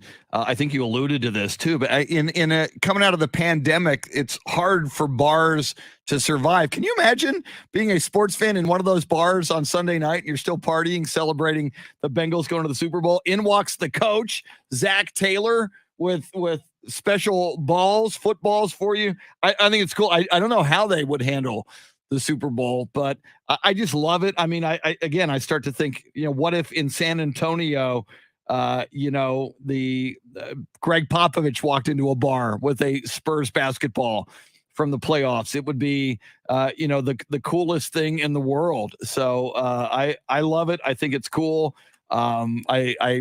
Again, just another reason to like these Cincinnati Bengals. They seem to be making all the right moves, even if you don't like what Joe Burrow says about his diamonds. I think we talked about this yesterday, Shannon. I just think this, as fun as a Chiefs-Rams Super Bowl would have been, the Bengals in the Super Bowl is just adding a whole new level of enthusiasm that might not have been there on a bunch of levels for this Super Bowl. Yeah, new blood. And Zach Taylor, a young guy as well. Sean McVay and Zach Taylor, the youngest two coaches to be in the Super Bowl. Their age, the youngest ones we'll ever have. Yeah. And again, we're getting 2 first overall picks at quarterback, and Matthew Stafford and Joe Burrow. Just more storylines to add to the mix. Finally today, Chris, I've got more Olympic news for you. We talked yesterday about the beds. They're not going to be cardboard like they were in Tokyo. They're going to be special and high tech with zero gravity functions and a remote to set the bed to the athlete's needs.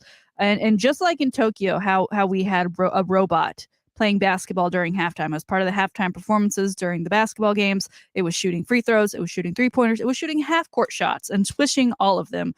Robots are going to be a thing in Beijing, this time in the cafeterias, mostly the media and one of the main cafeterias for the athletes, but they're going to be servers, cooks, and bartenders. Bartenders that can make cocktails in 90 seconds, Chris.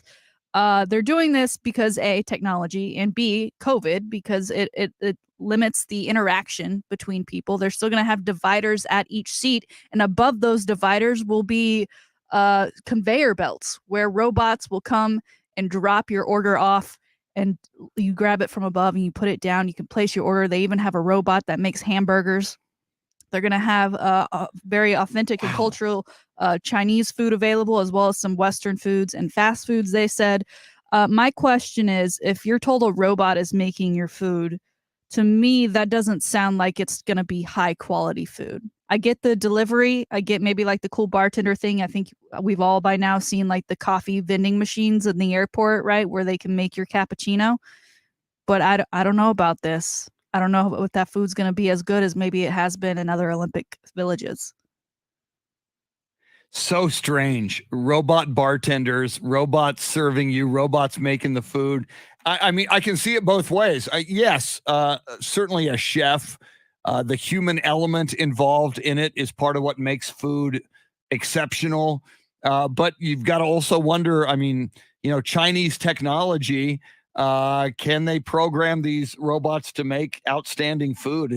It's a great question, depending on what it's, can you program, like if you're getting a pizza, can you program the robot to make a spectacular pizza? I would hope so, but I don't know. Yeah. But just, my gosh, what a weird, different world we're living in now that robots are, in this case, going to be such a big part of the Olympics. Well, and these cafeterias are open 24 hours. And as we know, particularly at the beginning of the Olympics, which do kick off this Friday, there's thousands and thousands of people. So let's just hope that these robots don't malfunction at the wrong time and make sure these athletes and media members and everyone involved is able to be fed. That'll be a fun storyline to keep up with. There it is, today's Salty Shakedown. Outstanding Salty Shakedown as always. I see a comment from Jason Paniagua on our live video feed via YouTube. He says, of course, Skynet is taking out our Olympians first. Smart move by the robots. This is how the war against the machines start. So maybe this is the precursor, Shannon, to a big Terminator kind of robot war. Maybe this is where it all begins in Beijing in the Winter Olympics. This is the first salvo by the robots to take us out as their overlords. I said, no tomatoes on my salad. Yeah, that'll be. Who do you complain to? There's no manager to complain to now. Right. Well, and you've got that Geico commercial now where that robot is trying to learn, the Oh, language, yeah. and then when things go wrong, he like with his eyes, he burns through the computer screen. And Yeah. so, Coffee I for mean, Rob Ott. who knew? Yeah. Exactly. Rob Ott. All right. Coming up, we move into the 8 o'clock hour. Lots more to talk about, all sides of the NFL story, including the Super Bowl matchup. We've been all over it. We will continue to do that. 11 days out, Bengals versus the Rams. We'll dive into the head coaching carousel. Might the Minnesota Vikings be ready to pull the trigger on their new head coach? More talk, and if you want to talk some smack, Longhorns versus the Texas Tech Red Raiders tonight in Lubbock. You're welcome. You can join us on the phone lines, 800-707-9760, or on the live video feed. Spurs in action against the Golden State Warriors. We'll dive into all the trending stories in the NFL and around the world of sports, and your chance to win $1,000. Somebody's going to win it coming up at 8:20. Dave OEHLER is your Soundscape Stylist. She's the salty one. Thanks for hanging out with us on the Chris Duel Show.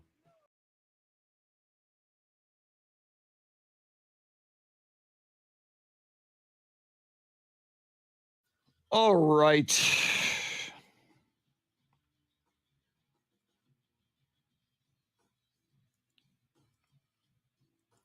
All right, let's see here. I need to edit some spots. So let me bang those out. See, when does this begin?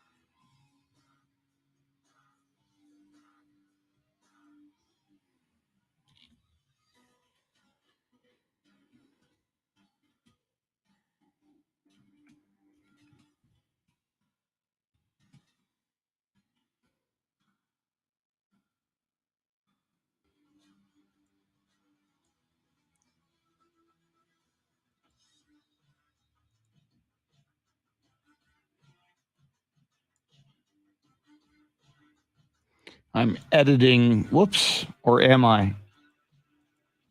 I was editing. Let's try that again. That's weird. Some radio spots. The computer just freaked out on me.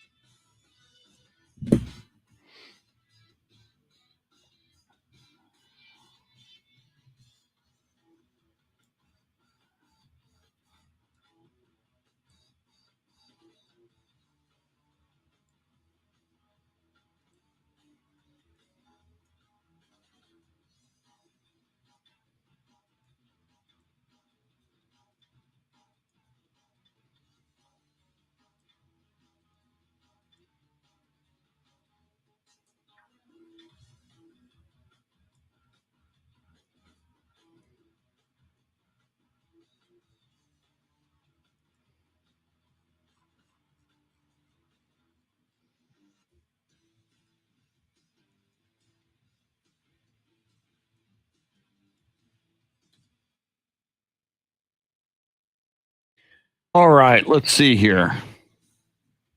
Whoops, I didn't even see that before.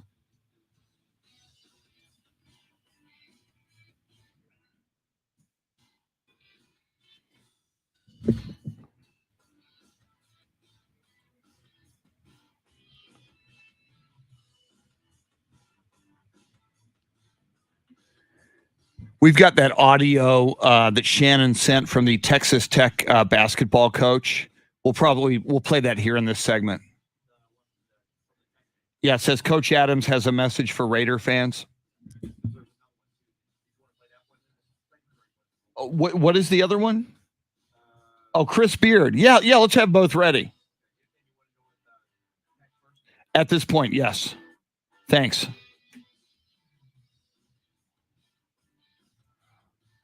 Let's see here. Dean Stone has taken the Bengals.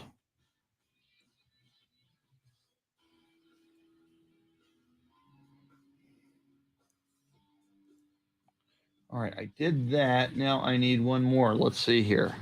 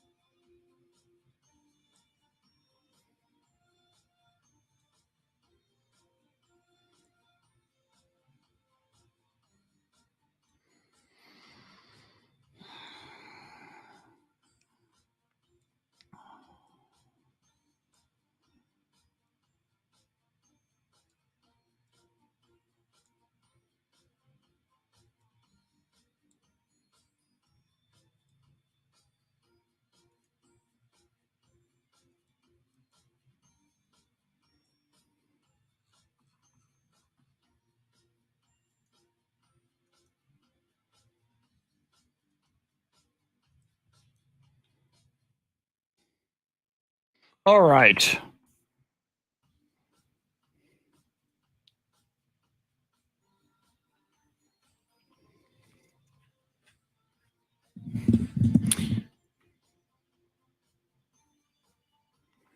Yeah, John, I see people playing that game all over the internet. I just haven't done it, and I hope not to.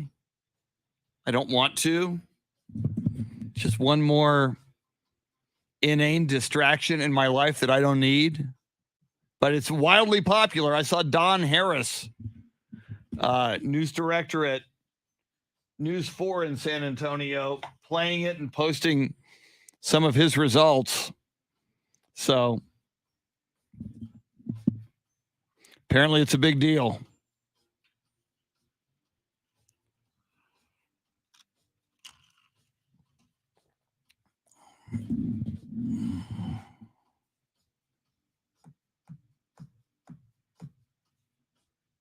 Here we go. Woo!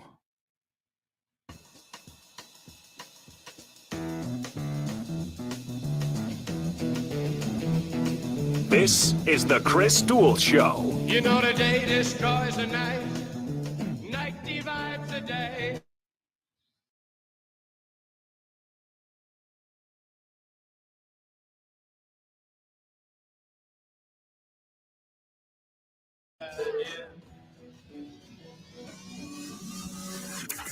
Now, Chris Duel. Welcome into the 8 o'clock hour on this Taco Tuesday, February 1st, as we get ready for the Texas Tech Red Raiders in a grudge match hosting the Texas Longhorns and their coach, Chris Beard, the former Texas Tech Red Raiders coach. We'll hear from the coaches in that game here in just a moment. Welcome in. It's the Chris Duel Show with Shannon, Salty, Sweeney, and newly minted Twitter user, Dave OEHLER. Go follow him on Twitter at David J. OEHLER as we get ready not only for Texas Tech versus Texas tonight in hoops, but Spurs versus the Golden State Warriors. We are 11 days out from Super Bowl 56, Bengals versus Rams. We'll talk more NFL football this hour as well. Not only Super Bowl, but coaching changes and your chance to win $1,000 once again at 8:20. That's about 12 minutes away. We'll give you the info on that. Somebody's going to win $1,000. And of course, you can join us on the live video feed, which is available through Facebook Live, Twitter, and YouTube. Shannon, are you feeling it? Are you excited? It's game day, game night, Longhorns versus Red Raiders. Are you geeked up about tonight's game? Yeah, and specifically, I'm excited to see what else comes out of Lubbock just throughout the day and leading up to game time, because it's going to be a rowdy one for sure. If last night was just the beginning, I don't know. I hope people stay well behaved. I hope it's exciting, but there's a right and wrong way to do things, and I think we need to focus on doing them the right way. This is a huge game for Chris Beard, the first time he's back in Lubbock since taking the Texas job. And he was asked about, the animosity that he is facing and will face tonight during the game. And he answered that over the weekend for us. We do things we think the right way, the winning way, and we want our guys to continue with that culture as we do our fans. We're so excited. We're going to have a packed house, and same with, we encourage our fans to be loud, rowdy, have fun, but at the same time, make good decisions and don't do anything that would hurt our team or throw anything, toss anything on the floor that might give us a technical and change the momentum of the game. That was Coach Adams of Texas Tech. Clearly, I guess fans heard that and thought, okay, he said during the game, and this was not during the game last night, so it's totally okay to go in front of a moving bus and beat on it and yell expletives at the opposing head coach and company. That's totally cool. But as we said, Coach Beard asked about the animosity that he'll face and has already faced with Texas Tech and their fans. No, not surprised. Part of it, man. Change happens in life. It changes in sports. Again, no regrets. I think we left the job better than when we found it. And it's no disrespect to Tubby Smith, because we we found it in a really good spot too. But worked really hard there. No regrets at all. Chose to come back to my alma mater and try this challenge. And all of us have the right to make choices. And, that's what we did. But wish Coach Adams and those guys nothing but the best. Look forward to the competition of the game. Have nothing but respect for the fan base and everybody there. A lot of really good people there that I love. Look forward to the game. Wow. Saying all the right things there, Shannon. Yep. We'll play that again in a moment. I mean, even like saying we left the job at Texas Tech better than we found it. And as soon as he said that, he said, no disrespect to Tubby Smith, his predecessor at Tech. He said who left it also in a good way as well. I mean, everything he said there, just saying all the right things, is Chris Beard. Yeah. And you kind of almost get the sense of in his voice that although he says, he kind of expects the animosity, it does hurt him a little bit because he knows what he did with and for that program and that he did leave it better off than what it was. You went to a national championship. You nearly won a national championship. It's not like you got your butts beat in that game. You were so very close to winning the entire thing and having your one shining moment. And I think maybe for fans, that's where it hurts the most because it was that close and it felt like it was still within reach with Coach Chris Beard, and for him to maybe leave when they were at that very, critical moment to say, we're so successful, we can continue with this. Why leave now for a program like Texas that has struggled and kind of continues to struggle with the same issues that they've had, collapsing near the end of the game. But he did it. And so I get why Tech fans are upset, but it does sound in his voice a little bit that he wishes it wasn't the way it was as far as how Tech fans feel about him right now. And Dave OEHLER, if we can play that second one more time, which was Chris Beard. Again, I'm just struck by everything he's saying, not only about Texas Tech and how he left the program better than it was, and then giving some props to his predecessor, Tubby Smith, but also, mentioning he went home to his alma mater and that new challenge there, and still giving the utmost respect to Lubbock, to Texas Tech, to their fans and that university. Chris Beard makes you proud, saying all the right things. One more time, just listen closely. And if you're ever asked about a former employer or a former job or a former group of people you used to be a part of, but you left, this is the way how you do it. Here's Chris Beard. No, not surprised. Part of it, man. Change happens in life. It changes in sports. Again, no regrets. I think we left the job better than when we found it, and it's no disrespect to Tubby Smith because we found it in a really good spot too. But worked really hard there. No regrets at all. Chose to come back to my alma mater and try this challenge. And all of us have the right to make choices.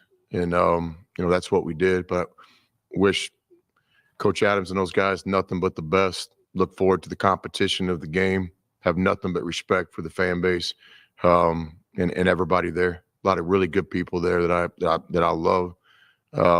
Look forward to the game. Nothing but respect for the fan base. You think he's going to feel that walking out of there tonight when the game's over, one way or another, Shannon? I don't know if he'll still feel that way, but given what we just heard and what we know so far about Chris Beard, I don't think he'll comment on it. I don't think he'll make an action towards it. I think he'll hold his head high no matter the outcome and get back on the bus and head back home to Austin because that's his home now. That's where he lives and that's where he coaches. Now, Jacob Lutz on our live video feed says, it is that, in all caps, it is that he left. It's how he left, in all caps, how. That's why Lubbock is out for blood. Shannon, help me out with that. How did Chris Beard leave that was so wrong? We just heard in his comment, he said, yeah, everybody has the right to make choices in life. And part of this choice was going to his alma mater, which we could probably connect the dots, may have been his dream job his whole life. I still don't fully understand why Lubbock and Tech fans and alums and students are out for blood here tonight. Shaka Smart was on the hot seat for a couple of years, right? Go to the NIT, okay, you win the whole thing. All right, we'll keep you. It was kind of this moment of when rather than if we were going to be moving on from him. And ever since Chris Beard did what he did with that Tech program and take them deep into the tournament, there was always people around Texas being like, he's a graduate, he's from here, but maybe he would be willing to coach. But the thought was he's within the Big 12. He's right up the road. Why? And look what he's doing with his program. Why would he ever want to leave that? And he constantly preached loyalty, as most coaches do. I mean, I don't know of a coach that hasn't preached loyalty. Look at, look at Lincoln Riley. It kind of reminds me of Matt Rule. Matt Rule with Baylor up until the day he left Baylor was, I'm staying here. This is my team. I love it here. Don't worry about the outside noise. And then cut to, and he's the head coach of an NFL team in another state.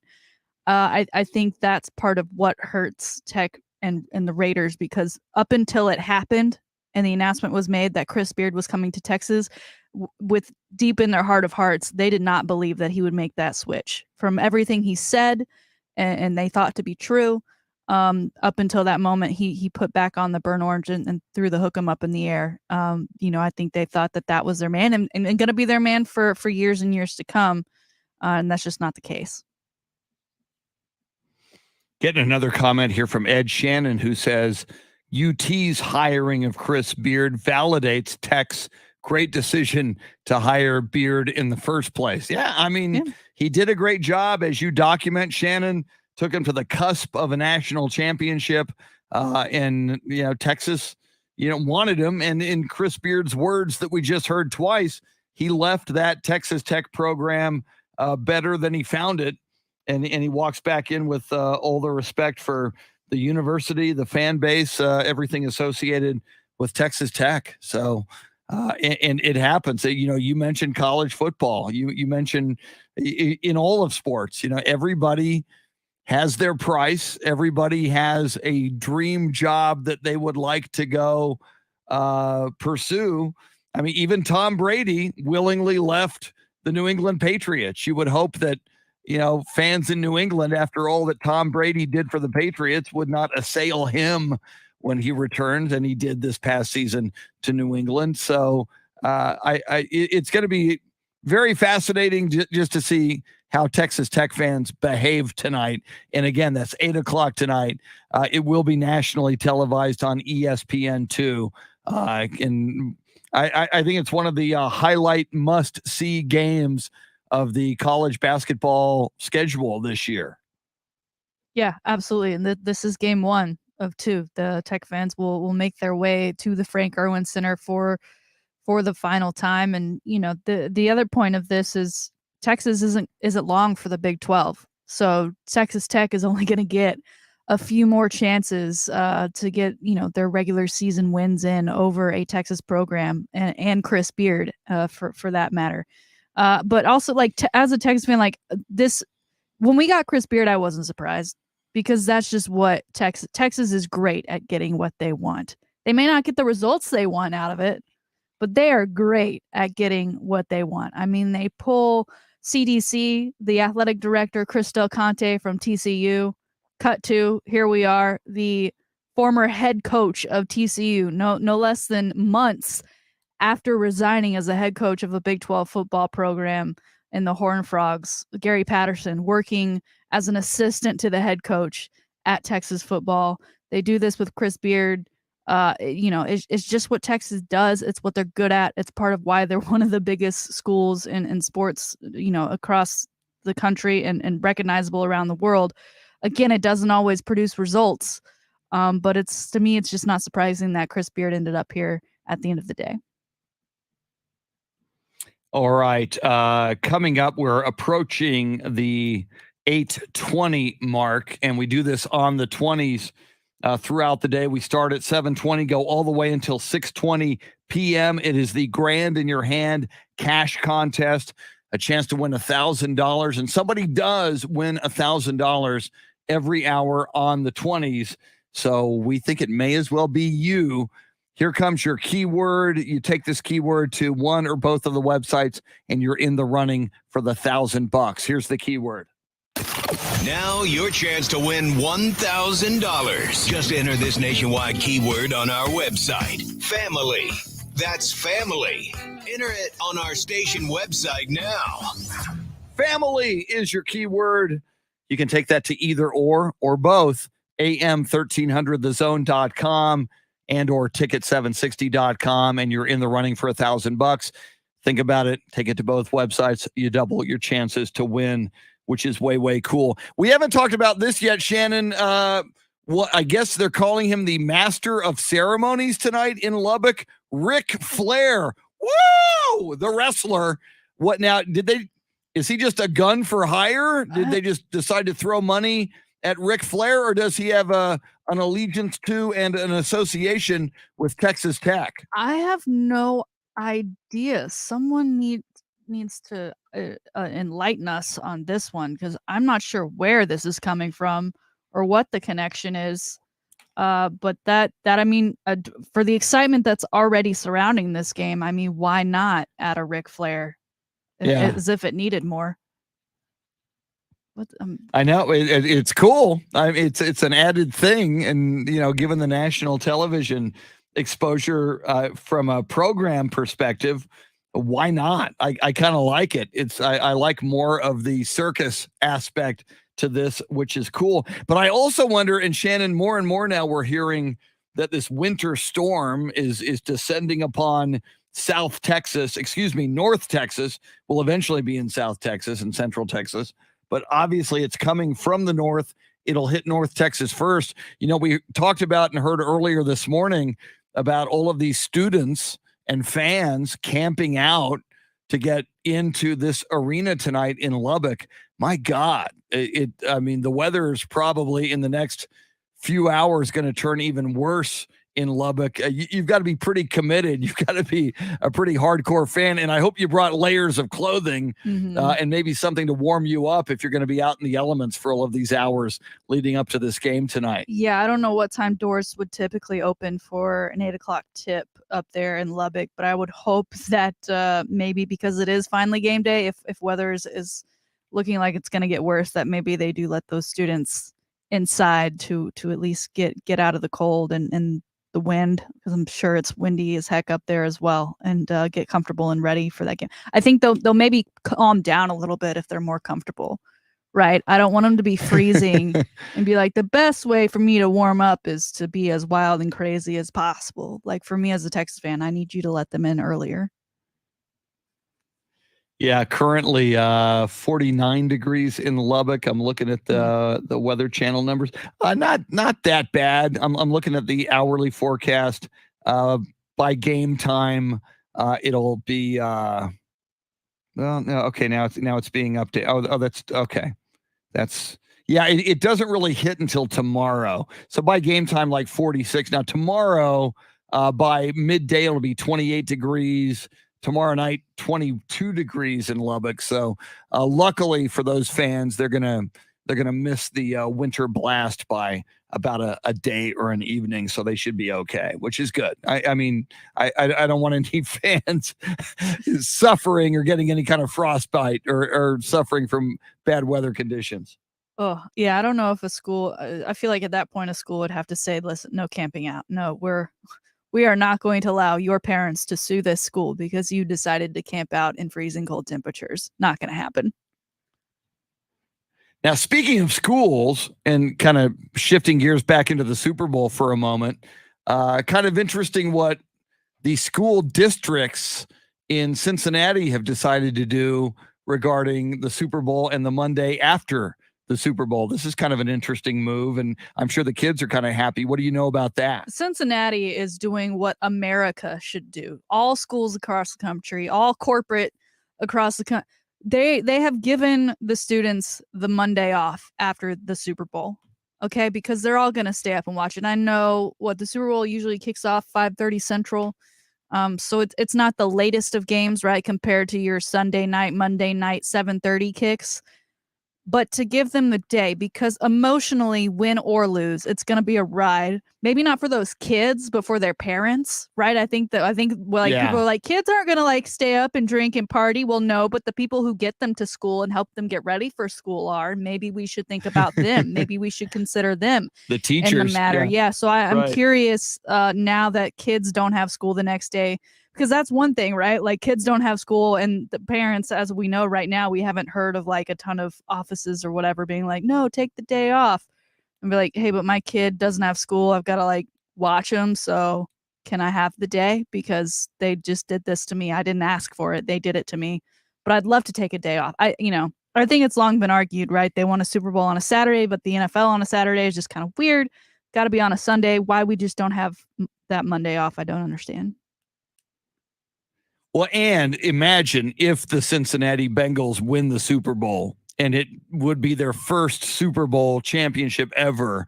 I would imagine, I think about San Antonio when the Spurs won their first NBA championship in 1999 and subsequent NBA. I mean, you had in San Antonio, you had this sea of cars pouring into downtown honking. Now, I imagine it's going to be pretty darn cold in Cincinnati, Ohio, Super Bowl night. But I would still think that they're going to be celebrating. They're going to be pouring into the streets, maybe really, really bundled up or in vehicles. So, yeah, it makes total sense for the schools to do this on the, 50-50 or 45-55 chance that the Cincinnati Bengals win the Super Bowl. Now, when Ohio State won a national championship, there was a lot of things that were lit on fire, a lot of mattresses that were lit on fire in the streets. Do we get that vibe from Bengals fans? Because I don't necessarily get that vibe, but we are in the Ohio area, and I'm sure there is a bit of crossover between Ohio State fans and Bengals fans. That's a good. I hope not. And again, just like we're going to watch how Texas Tech fans behave tonight. If the Bengals do win the Super Bowl, it is something to keep an eye on. Will they be well behaved in the streets of Cincinnati? I think so, and I would hope so, but we shall see. As we roll forward, we haven't gotten into it yet, but we will. Coaching changes and possibilities of new coaches in the National Football League. Talking about that, talking about the Super Bowl, and of course, Spurs in action tonight against the second best team record-wise in the NBA, the Golden State Warriors, winners of 6 in a row.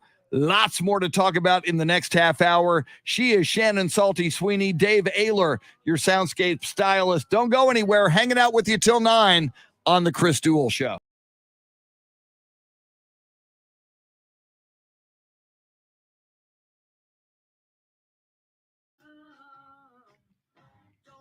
All right. Gonna grab a little more ice.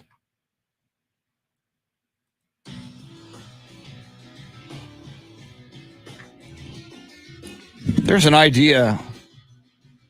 Jason tied into President's Day.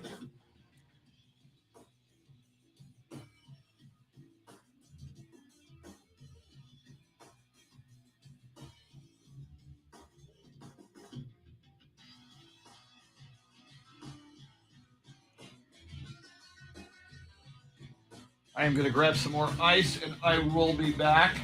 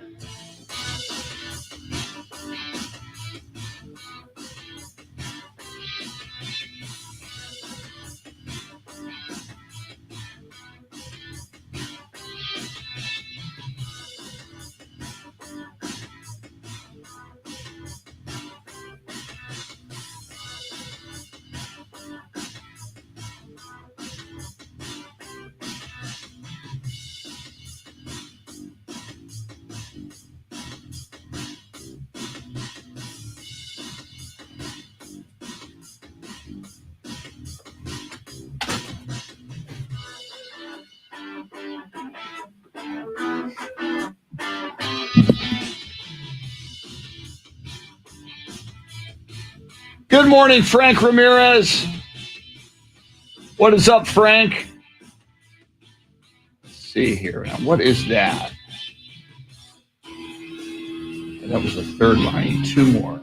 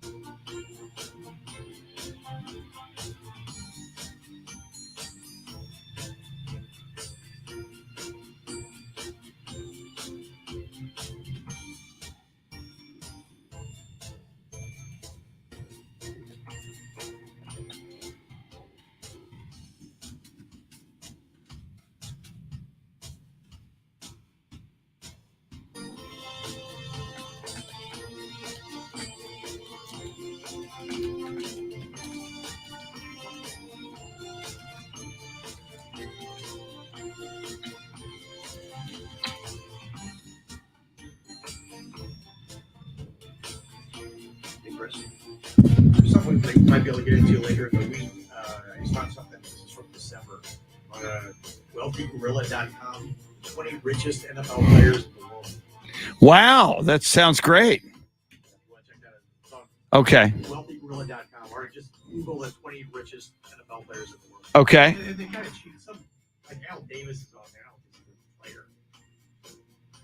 John Mann is on there too. So it's a little. It gets away from players a little bit. Okay. Cool. There might be something Which reminds me, we didn't do the anti-heroes story either from last week, which we should probably do.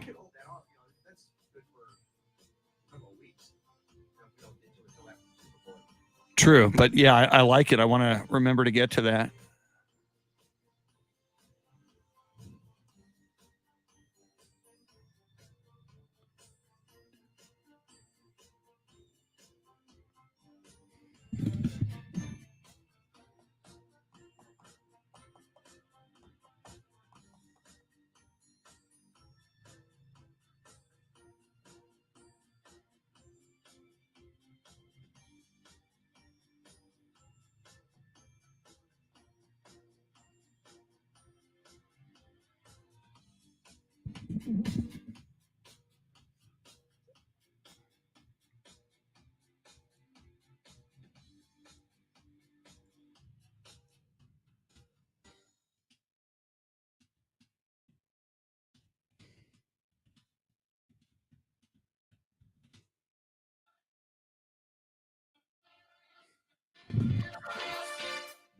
Back to the Chris Duel Show with Shannon Salty Sweeney.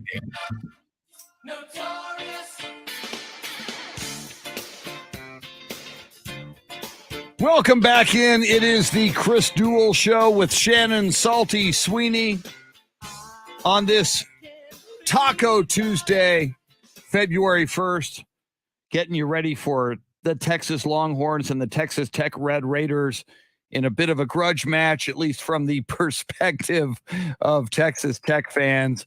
Texas Tech coming in at number 14 in the country. Texas now number 23 in the country. That'll be an 8 o'clock tip tonight. That will be nationally broadcast on ESPN2. Meanwhile, the San Antonio Spurs in action tonight, taking on the Golden State Warriors. Warriors on a back-to-back. Warriors played last night in Houston and won by double digits over the Rockets, 122-108. Steph Curry, 40 points last night, 5 rebounds, 9 assists. Warriors have the second best record in the NBA, second best to the Phoenix Suns. Warriors are 38-13, and Gregory Charles Popovich, the head coach of the Spurs, his number now 7 wins away from the most wins in the NBA in coaching. That is actually a regular season mark. He already has combined regular plus postseason, and he's got postseason, but this would just make that official. Shannon, looking at a couple of the items we didn't get to yet, and I know that they are on your radar. We talk a lot about who makes the cover of big time video games. And of course, one of those is MLB The Show.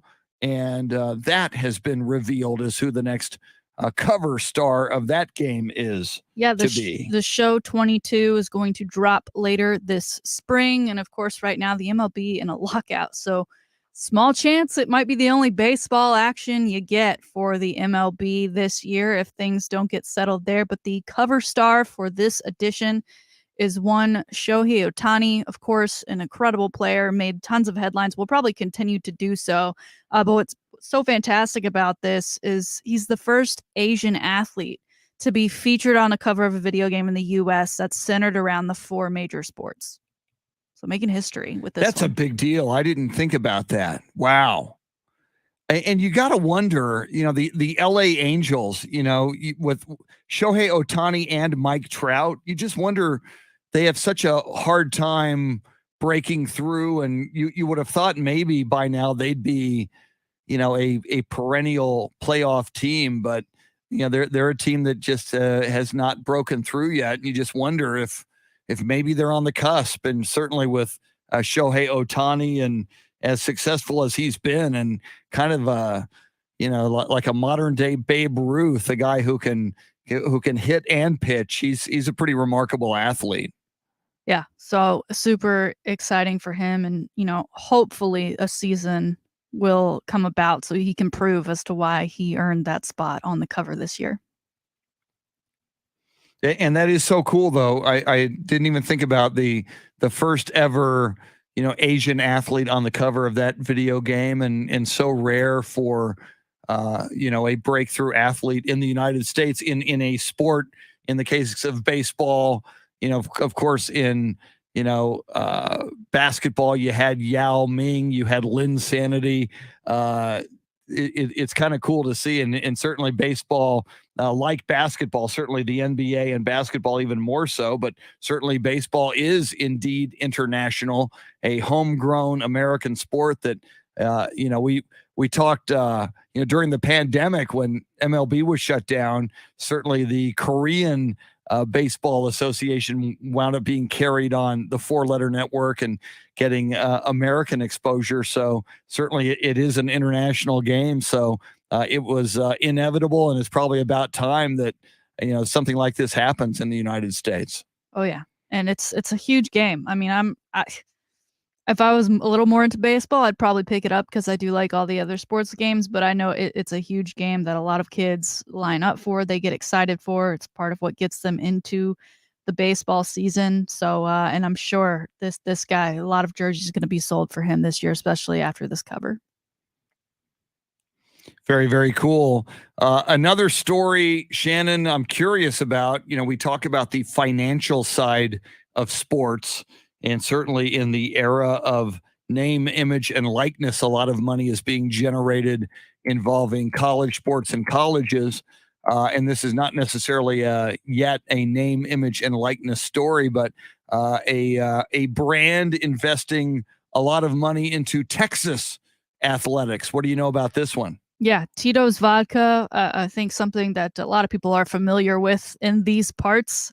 Whether you drink it or not, there's billboards, there's signage everywhere. They're sponsors of lots and lots of things around the state of Texas. But yesterday pledged $20 million gift to assist the new practice facilities for both men's and women's basketball, rowing, and football. So they're assisting across the board in some major sports that do need some updates. $20 million, that is a lot of money. It's going to go a long way for the university, especially when you think, men's and women's basketball, they're already getting that new arena. $20 million added to what their practice facilities will look like. That's quite the donation there.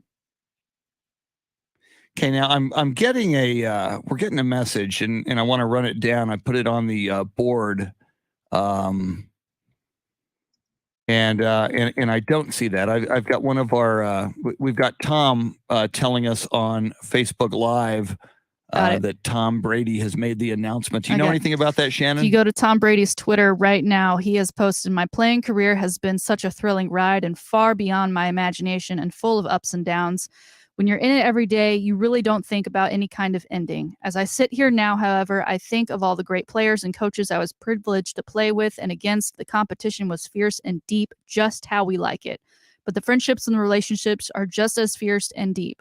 I will remember and cherish these memories and revisit them often. I feel like the luckiest person in the world." Tom Brady has announced his retirement. He continues, "The future is exciting.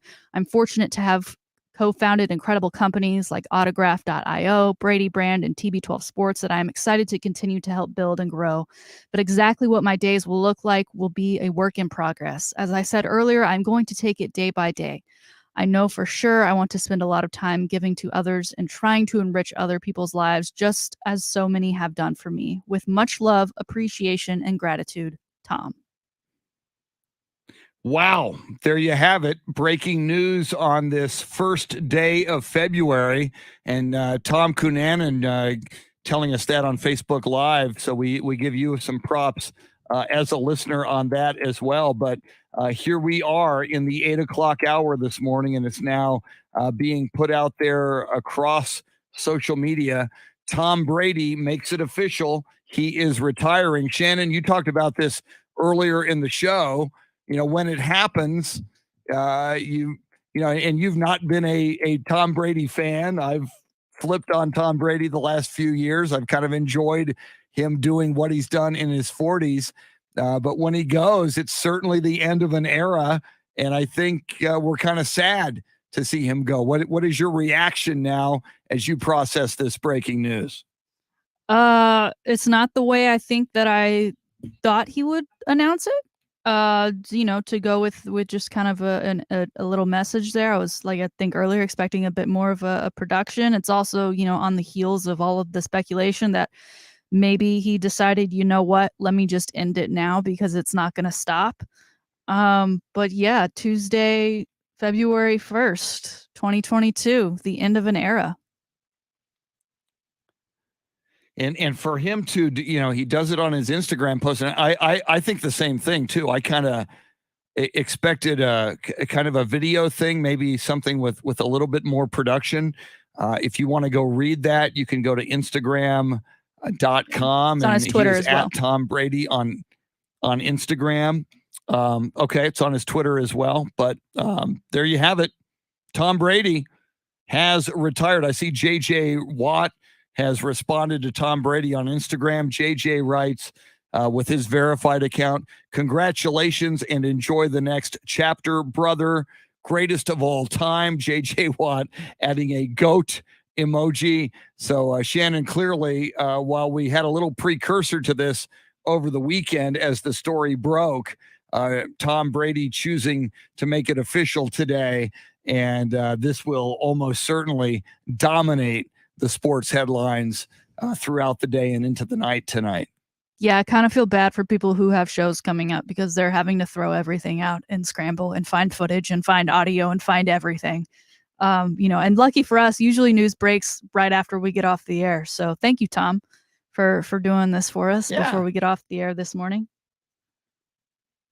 And Tom Brady, it's interesting. We had heard that part of, and he even alluded to this, we played some of his audio earlier in the show on his Sirius XM podcast yesterday, but he said he did not want to take any focus away from the Super Bowl or from the AFC and NFC championship games.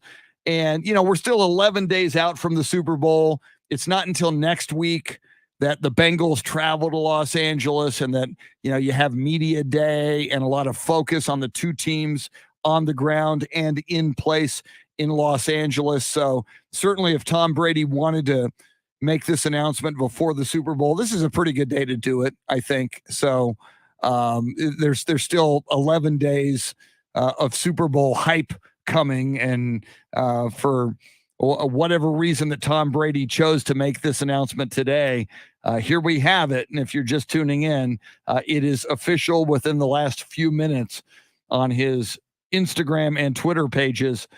Tom Brady officially announcing his retirement from the NFL today. And I got to like Shannon, the fact that on his own terms, he left New England. It wasn't going the way he wanted it to go. He did get that Super Bowl in Tampa Bay. It was pretty remarkable that he was able to pull that off a year ago. Didn't go the way he would have liked it this year, but nonetheless, an incredible run, not only with Tampa Bay, but certainly, obviously, with the New England Patriots. And he goes down as the GOAT. He goes down as the greatest football player ever. So we tip our hats and we congratulate Tom Brady on this moment, on this morning that he announces his retirement. Did you call it earlier when you were doing sports history and you said this could be the day in sports future that we look back and say Tom Brady retired? Add it to your notes, Chris. I didn't a year. I didn't specifically, but a year from now, it's a big day. We'll look back. February 1st, we'll be doing this one, and everybody will be doing this one. Sports history. Dave OEHLER, want to get a comment from you as a football fan. You're a Pittsburgh Steelers fan, but you've, like Shannon, like me, like everybody listening, you've just lived through the career of one Tom Brady, his career over. How you feeling about it? I think it's a great time. I was hoping he'd come back one more year, and all these people coming out, so, he's retiring. He goes, psych, I'm coming back. Yeah. But, he had a great career. I'm going to see Obituary tonight, and they are from Tampa Bay. So I'm sure they might have some things to say about Tom retiring if I meet up with some of the guys. Now, be interested in asking them how they feel and who's going to replace that, who might replace Tom Brady in Tampa Bay. That they're all big Bucs fans. Yeah. And you just brought up another point, and Shannon, and now Bruce Arians and the Tampa Bay Buccaneers, who have a pretty good roster. Scrambling. I know they're going to lose some other players to free agent, but agency, but they need a quarterback. What do you think they do?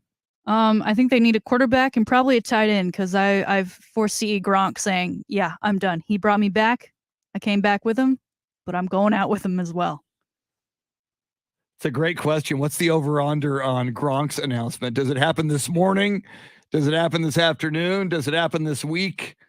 You gotta believe, and I agree with you.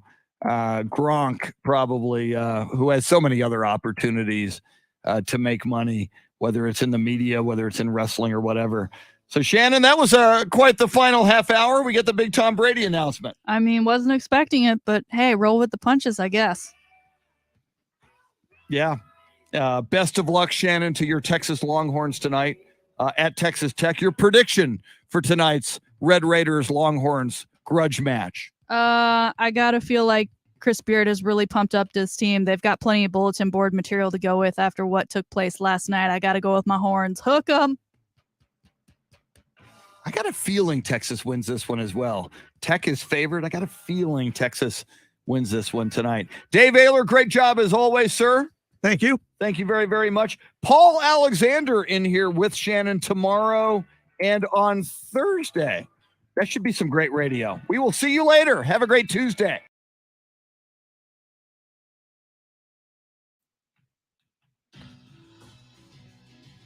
Adios, Tom Brady, and adios, amigos.